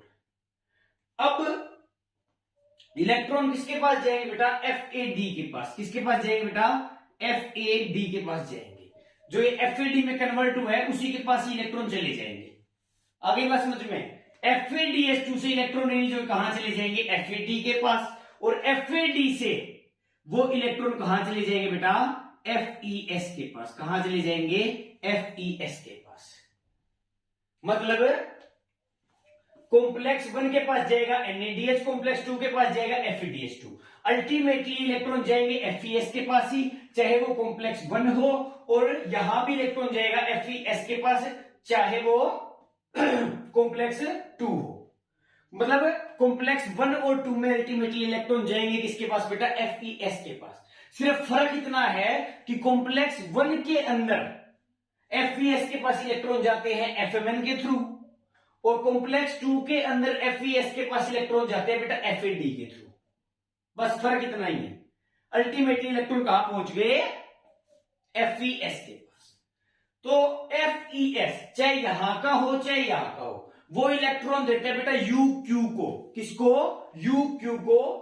ये FES ने इलेक्ट्रॉन दे दिया बेटा यहां पे किसको, UQ को। UQ इलेक्ट्रॉन अपने दे देता है बेटा किसको, UQH2 को। UQH2 को। FES में से इलेक्ट्रॉन किसको देता है, UQ को, और UQ किसको देता है, UQH2 को। तो यहां भी सेम लिख देंगे, FES किसको दे देगा बेटा, UQ को, और UQ किसको दे देगा बेटा, UQH2 को। दे दिया। अब होता क्या है, UQH2 के पास इलेक्ट्रॉन आ गया बेटा। अब UQH2 क्या करेगा, UQH2 इस हाइड्रोजन को, UQH2 के पास हाइड्रोजन जो दिख रही है, UQH2 इस हाइड्रोजन को इंटरमेम्ब्रेन स्पेस में भेज देगा। ये वाला UQH2 भी इस हाइड्रोजन को इंटरमेम्ब्रेन स्पेस में भेज देगा। ये इंटरमेम्ब्रेन स्पेस के अंदर हाइड्रोजन इकट्ठा हो जाएगा। तो क्वेश्चन आए कि प्रोटॉन डोनर कौन होता है ETS में, जो इंटरमेम्ब्रेन स्पेस के अंदर हाइड्रोजन आयन भेजता है। तो आप क्या बोलोगे, UQH2। प्रोटॉन डोनर भी कौन, UQH2। पूरी ETS के अंदर पूछ ले कि मूवेबल कंपाउंड कौन सा होता है जो मूव कर सकता है, तो वो भी कौन सा बेटा, UQH2। मूवेबल भी UQH2, प्रोटॉन डोनर भी UQH2, 2 PyQ हो गए। साथ ही साथ में आपसे ये पूछ सकता है कि जो आपकी ETS है वो कहां पे रन होती है, माइटोकॉन्ड्रिया के अंदर। तो आप क्या बोलोगे, इनर माइटोकॉन्ड्रियल मेम्ब्रेन के अंदर। लेकिन अगर क्वेश्चन आ जाए बेटा कि ETS के अंदर प्रोटॉन जो एक्यूमुलेट होते हैं वो कहां पे होते हैं, तो देखो प्रोटॉन एक्यूमुलेट कहां हो रहे हैं बेटा, आपके इंटरमेम्ब्रेन स्पेस ऑफ माइटोकॉन्ड्रिया के अंदर। आई बात समझ में, ठीक है, इतनी बात समझ में आ गई। UQ पे अब UQH2 के पास इलेक्ट्रॉन है, यहां पे भी UQH2 के पास इलेक्ट्रॉन है। अब UQH2 जब इलेक्ट्रॉन लूज करेगा बेटा, तो वो हाइड्रोजन कहां पहुंचा देगा, इंटरमेम्ब्रेन स्पेस में। अब बात आती है कि UQH2 इलेक्ट्रॉन किसको देता है, तो बेटा UQH2 इलेक्ट्रॉन देता है आपका किसको, कॉम्प्लेक्स 3 को। किसको देता है बेटा, कॉम्प्लेक्स 3 को। तो कॉम्प्लेक्स 3 के अंदर क्या होता है बेटा, वो समझ लेंगे। एक तो होता है बेटा साइटोक्रोम B, फिर होता है FES, और फिर होता है बेटा साइटोक्रोम C1। साइटोक्रोम बी के पास पहले इलेक्ट्रॉन जाएगा, मतलब UqH2 इलेक्ट्रॉन किसको देगा बेटा, साइटोक्रोम बी को। ये वाला UqH2 इलेक्ट्रॉन किसको देगा बेटा, साइटोक्रोम बी को। फिर साइटोक्रोम बी देगा बेटा FeS को, और FeS इलेक्ट्रॉन किसको देगा बेटा, साइटोक्रोम सी को, C1 को। देखो आप मेडिकल की तैयारी कर रहे हो, अभी आपको बहुत ज्यादा पढ़ाई करनी पड़ रही है, आप एक तरीके से आपकी जिंदगी में फंस गए हो, मानते हो, आप आपकी जिंदगी में फंस गए हो। तो आपको याद कैसे रखना है बेटा, मैं फंस गया जीवन में, मैं फंस गया जीवन में, और बी फंस गया C1 में। मैं फंस गया जीवन में, बी फंस गया C1 में। साइटो जो आपका कॉम्प्लेक्स 3 बेटा, इसके अंदर क्या है, साइटोक्रोम बी, फिर FeS, फंस C1। मैं फंस गया जीवन में और बी फंस गया C1 में। क्लियर है, हो गया आसान। तो ये हो गया बेटा आपका कॉम्प्लेक्स 3। तो अब तक अपना इलेक्ट्रॉन अपने इलेक्ट्रॉन ट्रांसपोर्ट सिस्टम के अंदर कहां तक आ चुका है बेटा, साइटोक्रोम C1 तक। फिर ये साइटोक्रोम C1 बेटा अपना इलेक्ट्रॉन देगा साइटोक्रोम C के अंदर, साइटोक्रोम C को।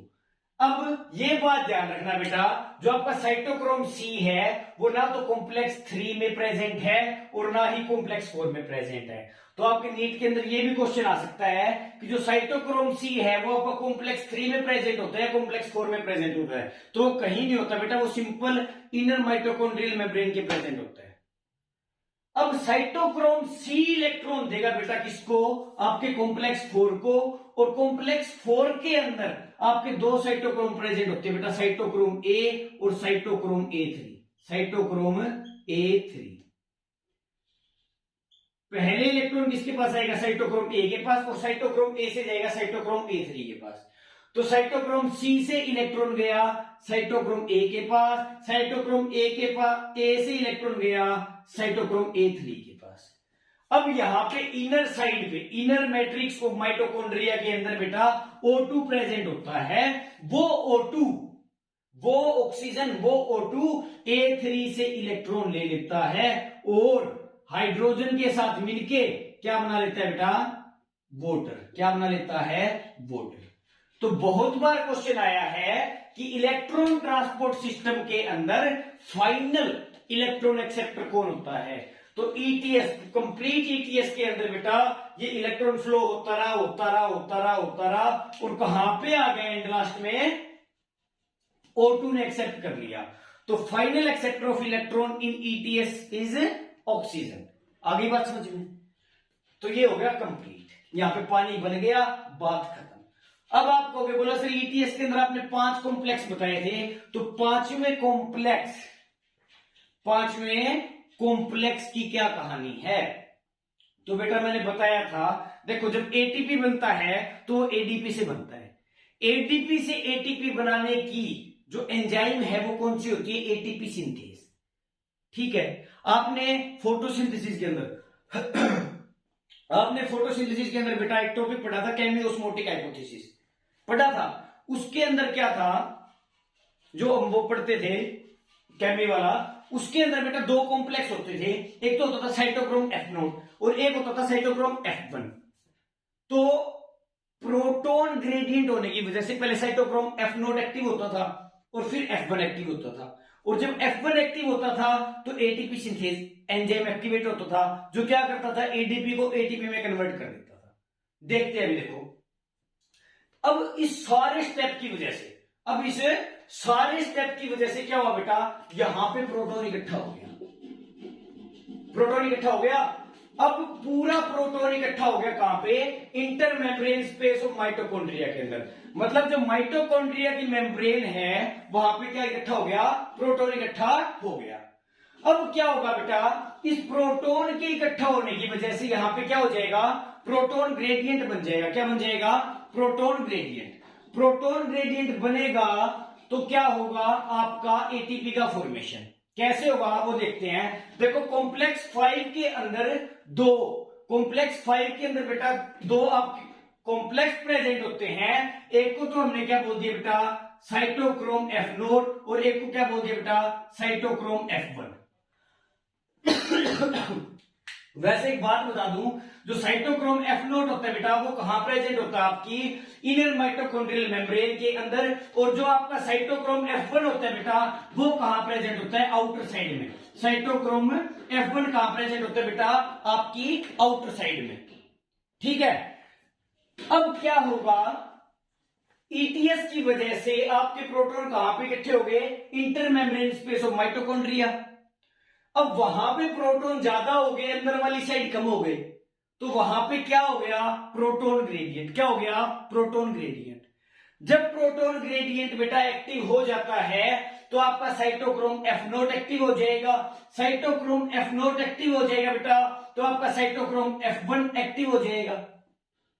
अब साइटोक्रोम F1 के अंदर क्या होता है बेटा? एक एंजाइम होता है एटीपी सिंथेज। जब प्रोटॉन ग्रेडियंट एग्जिस्ट करता है, जब प्रोटॉन ग्रेडियंट एग्जिस्ट करता है बेटा, तो ये कॉम्प्लेक्स एक्टिव हो जाता है। और जब ये कॉम्प्लेक्स एक्टिव हो जाता है तो वहां पे एटीपी सिंथेज एंजाइम एक्टिवेट हो जाता है। और जब एटीपी सिंथेज एंजाइम एक्टिवेट हो जाता है बेटा, तो वो क्या करता है? आपके एडीपी को एटीपी में कन्वर्ट कर देता है। जब एटीपी सिंथेज एंजाइम एक्टिव हो जाएगा तो क्या हो जाएगा जी? आपका एडीपी एटीपी में कन्वर्ट हो जाएगा। अल्टीमेटली ईटीएस किया क्यों था? एनएडीएच से एटीपी बनाने के लिए, एफएडीएच2 से एटीपी बनाने के लिए। तो इस तरीके से ईटीएस के थ्रू फाइनली क्या बन जाता है जी? आपका एटीपी। आपके पांचों कॉम्प्लेक्सेस काम में आ गए और आपका ईटीएस का टॉपिक बिल्कुल कंप्लीट। यहां पे यूक्यू का मतलब, यहां पे यूक्यू का मतलब होता है जी यूबिक्विनोन। क्या होता है? यूबिक्विनोन। ईटीएस आपका बिल्कुल कंप्लीट हो चुका है बेटा, इसका स्क्रीनशॉट ले लो। उसके बाद बिल्कुल छोटा सा टॉपिक है एम्फीबोलिक पाथवे, आपका रेस्पिरेटरी कोशेंट, और उसके बाद चैप्टर कंप्लीट। आपका इसके अंदर ग्लाइकोलिसिस कंप्लीट हो चुका है, क्रेब साइकिल कंप्लीट हो चुका है, और अब ये आपका ईटीएस भी कंप्लीट हो गया। फर्मेंटेशन हो चुका है, एनारोबिक रेस्पिरेशन हो चुका है। इसके अलावा क्या रह गया? लैक्टिक एसिड फर्मेंटेशन हो गया, एल्कोहलिक फर्मेंटेशन हो गया। बस इस चैप्टर के लास्ट छोटे छोटे दो टॉपिक रहते हैं, उसके बाद आपका चैप्टर हो जाएगा बिल्कुल कंप्लीट। जल्दी फटाफट इसका स्क्रीनशॉट ले लो ताकि फिर आगे कंटिन्यू करते हैं। तो अब देखते हैं बेटा आपका नेक्स्ट टॉपिक, बिल्कुल छोटे छोटे सिंपल डेफिनेशन टाइप टॉपिक है, बड़े टॉपिक जितने भी थे हो चुके हैं। एम्फीबोलिक पाथवे। देखो जी, किसी प्रोसेस के अंदर कोई चीज बनती है तो उस रिएक्शन को क्या बोलते थे? Anabolic reaction. और उस मैकेनिज्म को क्या बोलते थे? एनाबोलिज्म। जब कोई रिएक्शन के अंदर कोई चीज टूटती है तो उस रिएक्शन को क्या बोलते थे? Catabolic reaction. और उस मैकेनिज्म को क्या बोलते थे बेटा? कैटाबोलिज्म। क्लियर है? अब हमने क्या देखना है कि रेस्पिरेशन, जो आपकी रेस्पिरेशन की प्रोसेस है बेटा, वो आपकी कैटाबोलिज्म है या एनाबोलिज्म है। तो नॉर्मल सी बात है, देखो ग्लूकोज को हमने तोड़ा और हमको क्या मिली? एनर्जी। ग्लूकोज को हमने किसकी हेल्प से तोड़ा? ऑक्सीजन की हेल्प से तोड़ा। तो आप बोलोगे, बोला सर ये कैटाबोलिज्म है, लेकिन इसके अंदर ग्लूकोज को जब हम बेटा O2 से तोड़ रहे हैं तो आपने देखा होगा, आपने ग्लूकोज से ग्लूकोज 6 फॉस्फेट बनाया, ग्लूकोज 6 फॉस्फेट से फ्रक्टोज 6 फॉस्फेट बनाया। कहीं कहीं ऐसी रिएक्शंस भी हुई है जहां पे हमने कंपाउंड्स को जोड़ा है। मतलब रेस्पिरेशन के अंदर बेटा एनाबोलिज्म भी होती है। मतलब क्या है कि रेस्पिरेशन के अंदर हमारी एनाबोलिज्म भी होती है बेटा, और रेस्पिरेशन के अंदर हमारी कैटाबोलिज्म भी होती है। तो रेस्पिरेशन ना तो एक कैटाबोलिक प्रोसेस है और ना ही एक एनाबोलिक प्रोसेस है। क्यों? क्योंकि रेस्पिरेशन के अंदर आपका एनाबोलिज्म भी हुआ है और कैटाबोलिज्म भी हुआ है। बोला सर इसको ना तो एनाबोलिज्म बोल सकते ना इसको कैटाबोलिज्म बोल सकते, तो बोलेंगे क्या?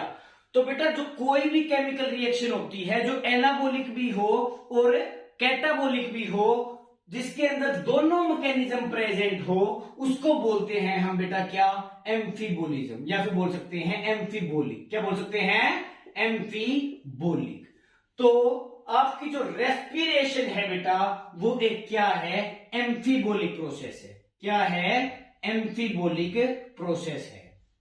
तो अगर आपका एमसीक्यू आए क्या कि respiration is a, option A anabolism, option B catabolism, option C amphibolism, option D none of these, तो आप क्या टिक करोगे?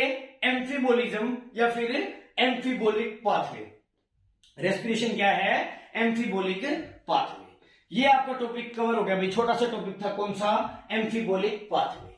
इसके बाद है बेटा रेस्पिरेटरी बैलेंस शीट, मतलब रेस्पिरेशन का बही खाता, रेस्पिरेशन का हिसाब किताब, वो हमने जो 38 एटीपी बनाई थी ना, उसी को ही हम क्या बोलते हैं बेटा? Respiratory balance sheet. कि एक ग्लूकोज के मॉलिक्यूल से कितने एनएडीएच बनते हैं, कितने एफएडीएच2 बनते हैं, कितने जीटीपी बनते हैं, कितने एटीपी बनते हैं, टोटल कितने एटीपी बनते हैं, टोटल कितने एटीपी खर्च होते हैं। वो सारा का सारा टॉपिक क्या था? Respiratory balance sheet. अब इस चैप्टर का बिल्कुल लास्ट टॉपिक बेटा क्या? Respiratory quotient. Respiratory quotient. अब होता क्या बेटा रेस्पिरेटरी कोशेंट? देखो, रेस्पिरेशन के अंदर हम CO2 तो क्या कर रहे हैं? CO2 को बाहर निकाल रहे हैं और O2 को कंज्यूम कर रहे हैं। CO2 को प्रोड्यूस कर रहे हैं और O2 को कंज्यूम कर रहे हैं। तो बेटा जो चीज बाहर निकालते हैं, जो चीज बाहर निकालते हैं उसको तो लिख लो ऊपर, और जो चीज हम अंदर दे रहे हैं उसको लिख लो नीचे। मतलब CO2 के कितने मॉलिक्यूल प्रोड्यूस हुए, total number of CO2 divided by total number of O2 consumed, total number of O2 consumed. CO2, total number of CO2 evolved divided by total number of O2 consumed. इसी ratio को हम क्या बोलते हैं बेटा? आपका respiratory quotient. इसकी value carbohydrate की केस में क्या रहती है बेटा? जनरली या मैक्सिमली 1। क्या रहती है बेटा? कार्बोहाइड्रेट की केस में 1। जैसे आप एक कार्बोहाइड्रेट का एग्जांपल ले लो बेटा, ग्लूकोज को ही ले लो, क्या रिएक्शन होती है? C6H12O6 plus O2 gives CO2 plus H2O plus energy. ठीक है जी। अब C6H12O6 के अंदर जो O2 है, इस रिएक्शन को बैलेंस करते हैं बेटा, तो क्या करते हैं बैलेंसिंग में? कभी भी बैलेंस करके देखना बेटा, वहां पे कितने O2 लगेंगे? आपके 6 ही O2 लगेंगे। और कितने CO2 प्रोड्यूस होंगे बेटा? 6 ही CO2 प्रोड्यूस होंगे। तो ग्लूकोज के लिए अगर RQ निकालने की कह दे, रेस्पिरेटरी कोशेंट निकालने की कह दे, तो क्या बोलोगे? Total number of CO2 evolved, कितने CO2 इवॉल्व हुए हैं? 6 divided by total number of O2 consume, कितने O2 कंज्यूम हुए हैं? 6, मतलब 6 divided by 6 is equal to 1। तो RQ फॉर ग्लूकोज क्या हो गया जी? आपका 1। क्या हो गया? 1। अब एक छोटा सा डिस्कशन रह गया, बिल्कुल छोटा सा, चैप्टर हो जाएगा फिर कंप्लीट। देखो, रेस्पिरेशन के अंदर हम बताया मैंने क्या बेटा, अगर बिल्कुल ही लोकल लैंग्वेज में बोला जाए कि जो हम खाना खाते हैं, उससे हमको एनर्जी कैसे मिलती है। ठीक है, तो इस चैप्टर के अंदर अब तक हमने ग्लूकोज घुसा रखा था पूरा का पूरा, मतलब हमने हर जगह कार्बोहाइड्रेट से एनर्जी कैसे मिलती है ये चीज पढ़ लिया। लेकिन हमारे फूड के अंदर 3 मेजर कंपाउंड होते हैं जी। एक तो कौन सा होता है बेटा? आपका फैट। एक कौन सा होता है जी? आपका कार्बोहाइड्रेट। कौन सा होता है बेटा? कार्बोहाइड्रेट। और एक क्या होता है बेटा? आपका प्रोटीन। क्या होता है? प्रोटीन। अब देखो, कार्बोहाइड्रेट में तो क्या बेटा, सीधी सी बात है, कार्बोहाइड्रेट पहले ग्लूकोज बना लेगा, ग्लूकोज से ग्लाइकोलिसिस के थ्रू क्या बन जाएगा जी? आपका पायरुविक एसिड। क्या बन जाएगा? Pyruvic acid. पायरुविक एसिड से क्या बन जाएगा बेटा? आपका एसिटाइल कोए। क्या बन जाएगा? Acetyl CoA. एसिटाइल कोए से क्या हो जाएगी बेटा? Krebs cycle. क्या हो जाएगी? Krebs cycle. और क्रेब साइकिल से अपने को क्या मिल जाएगा बेटा? CO2 मिल जाएगा। और क्या मिल जाएगा? CO2 plus H2O। इतनी बात समझ में आ गई? अब CO2 अपने को क्रेब साइकिल से मिल गई, सारी बात ठीक है। बोला सर फैट का और प्रोटीन का कार्बोहाइड्रेट से तो आपने हमको बता दिया कि एनर्जी कैसे मिलेगी, लेकिन आपने ये नहीं बताया कि फैट से या प्रोटीन से कैसे मिलेगी। बेटा फैट और प्रोटीन इसी साइकिल के किसी ना किसी स्टेप में जाके एंटर कर जाते हैं। प्रोटीन और फैट इसी रिएक्शन के किसी ना किसी स्टेप पे जाके एंटर कर जाते हैं और उसके बाद के स्टेप फॉलो करते हैं। कैसे, मैं बताता हूं। देखो फैट टूटता है जी आपका किसमें, फैटी एसिड प्लस ग्लिसरॉल में। किसमें टूटता है बेटा, फैटी एसिड प्लस ग्लिसरॉल में। ये फैटी एसिड प्लस ग्लिसरॉल जाके बना लेते हैं बेटा आपका एसिटाइल कोए। ठीक है। प्रोटीन टूटता है बेटा आपका अमीनो एसिड में। किसमें टूटता है, अमीनो एसिड में। और अमीनो एसिड बना लेता है जी आपका क्या, पायरुविक एसिड। और फिर पायरुविक एसिड क्या बना लेता है, एसिटाइल कोए। तो आपसे नीट के अंदर ये क्वेश्चन पूछा भी जा चुका है और आगे भी पूछ सकते हैं कि पूरी रेस्पिरेशन के अंदर ऐसा एक बीच का स्टेप कौन सा है जहां पे प्रोटीन, कार्बोहाइड्रेट और फैट तीनों के लिए कॉमन है। देखो फैट भी अल्टीमेटली किस पे आया, एसिटाइल कोए पे। कार्बोहाइड्रेट भी अल्टीमेटली किस पे आया, एसिटाइल कोए पे। प्रोटीन भी अल्टीमेटली किस पे आया, एसिटाइल कोए पे थ्रू पायरुविक एसिड। तो तीनों के लिए अगर बेटा कॉमन आपका प्रोडक्ट पूछा जाए तो आप क्या बोलोगे, एसिटाइल कोए। क्या बोला जाएगा, एसिटाइल कोए। जितने भी प्रोसेस थी, एक ये पूछ सकते हैं कि कार्बोहाइड्रेट, फैट और प्रोटीन तीनों के तीनों रेस्पिरेशन का कौन सा प्रोसीजर फॉलो करते हैं। अब देखो ग्लाइकोलिसिस तो ना तो की फैट ने फॉलो, ना की प्रोटीन ने फॉलो, सिर्फ किसने की, कार्बोहाइड्रेट ने। फिर पायरुविक एसिड से एसिटाइल कोए बनाने जो रिएक्शन, जिसको क्या बोलते हैं, लिंकिंग रिएक्शन। लिंकिंग रिएक्शन आपकी कार्बोहाइड्रेट ने फॉलो की और प्रोटीन ने भी फॉलो की, लेकिन फैट ने फॉलो नहीं की। लेकिन एसिटाइल कोए के बाद कौन सी साइकिल होती है, क्रैब साइकिल। वो बेटा आपकी फैट ने भी फॉलो की है, कार्बोहाइड्रेट ने फॉलो की है और प्रोटीन ने भी फॉलो की है।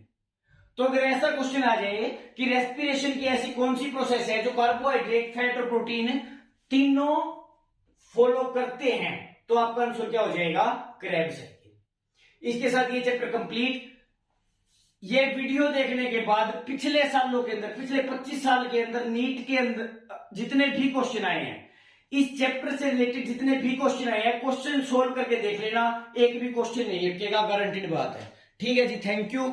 मिलते हैं अगले लेक्चर में एक नई वन शॉट वीडियो के साथ, और इतने ये रिवाइज कर लेना। चैनल को सब्सक्राइब नहीं किया है तो सब्सक्राइब कर लेना, और कोई डाउट हो तो कमेंट सेक्शन में बता देना। बाकी आपका ये चैप्टर हो चुका है बिल्कुल कंप्लीट, सारे एमसीक्यू सोल्व हो जाएंगे, सारे बोर्ड के क्वेश्चन सोल्व हो जाएंगे। Thank you.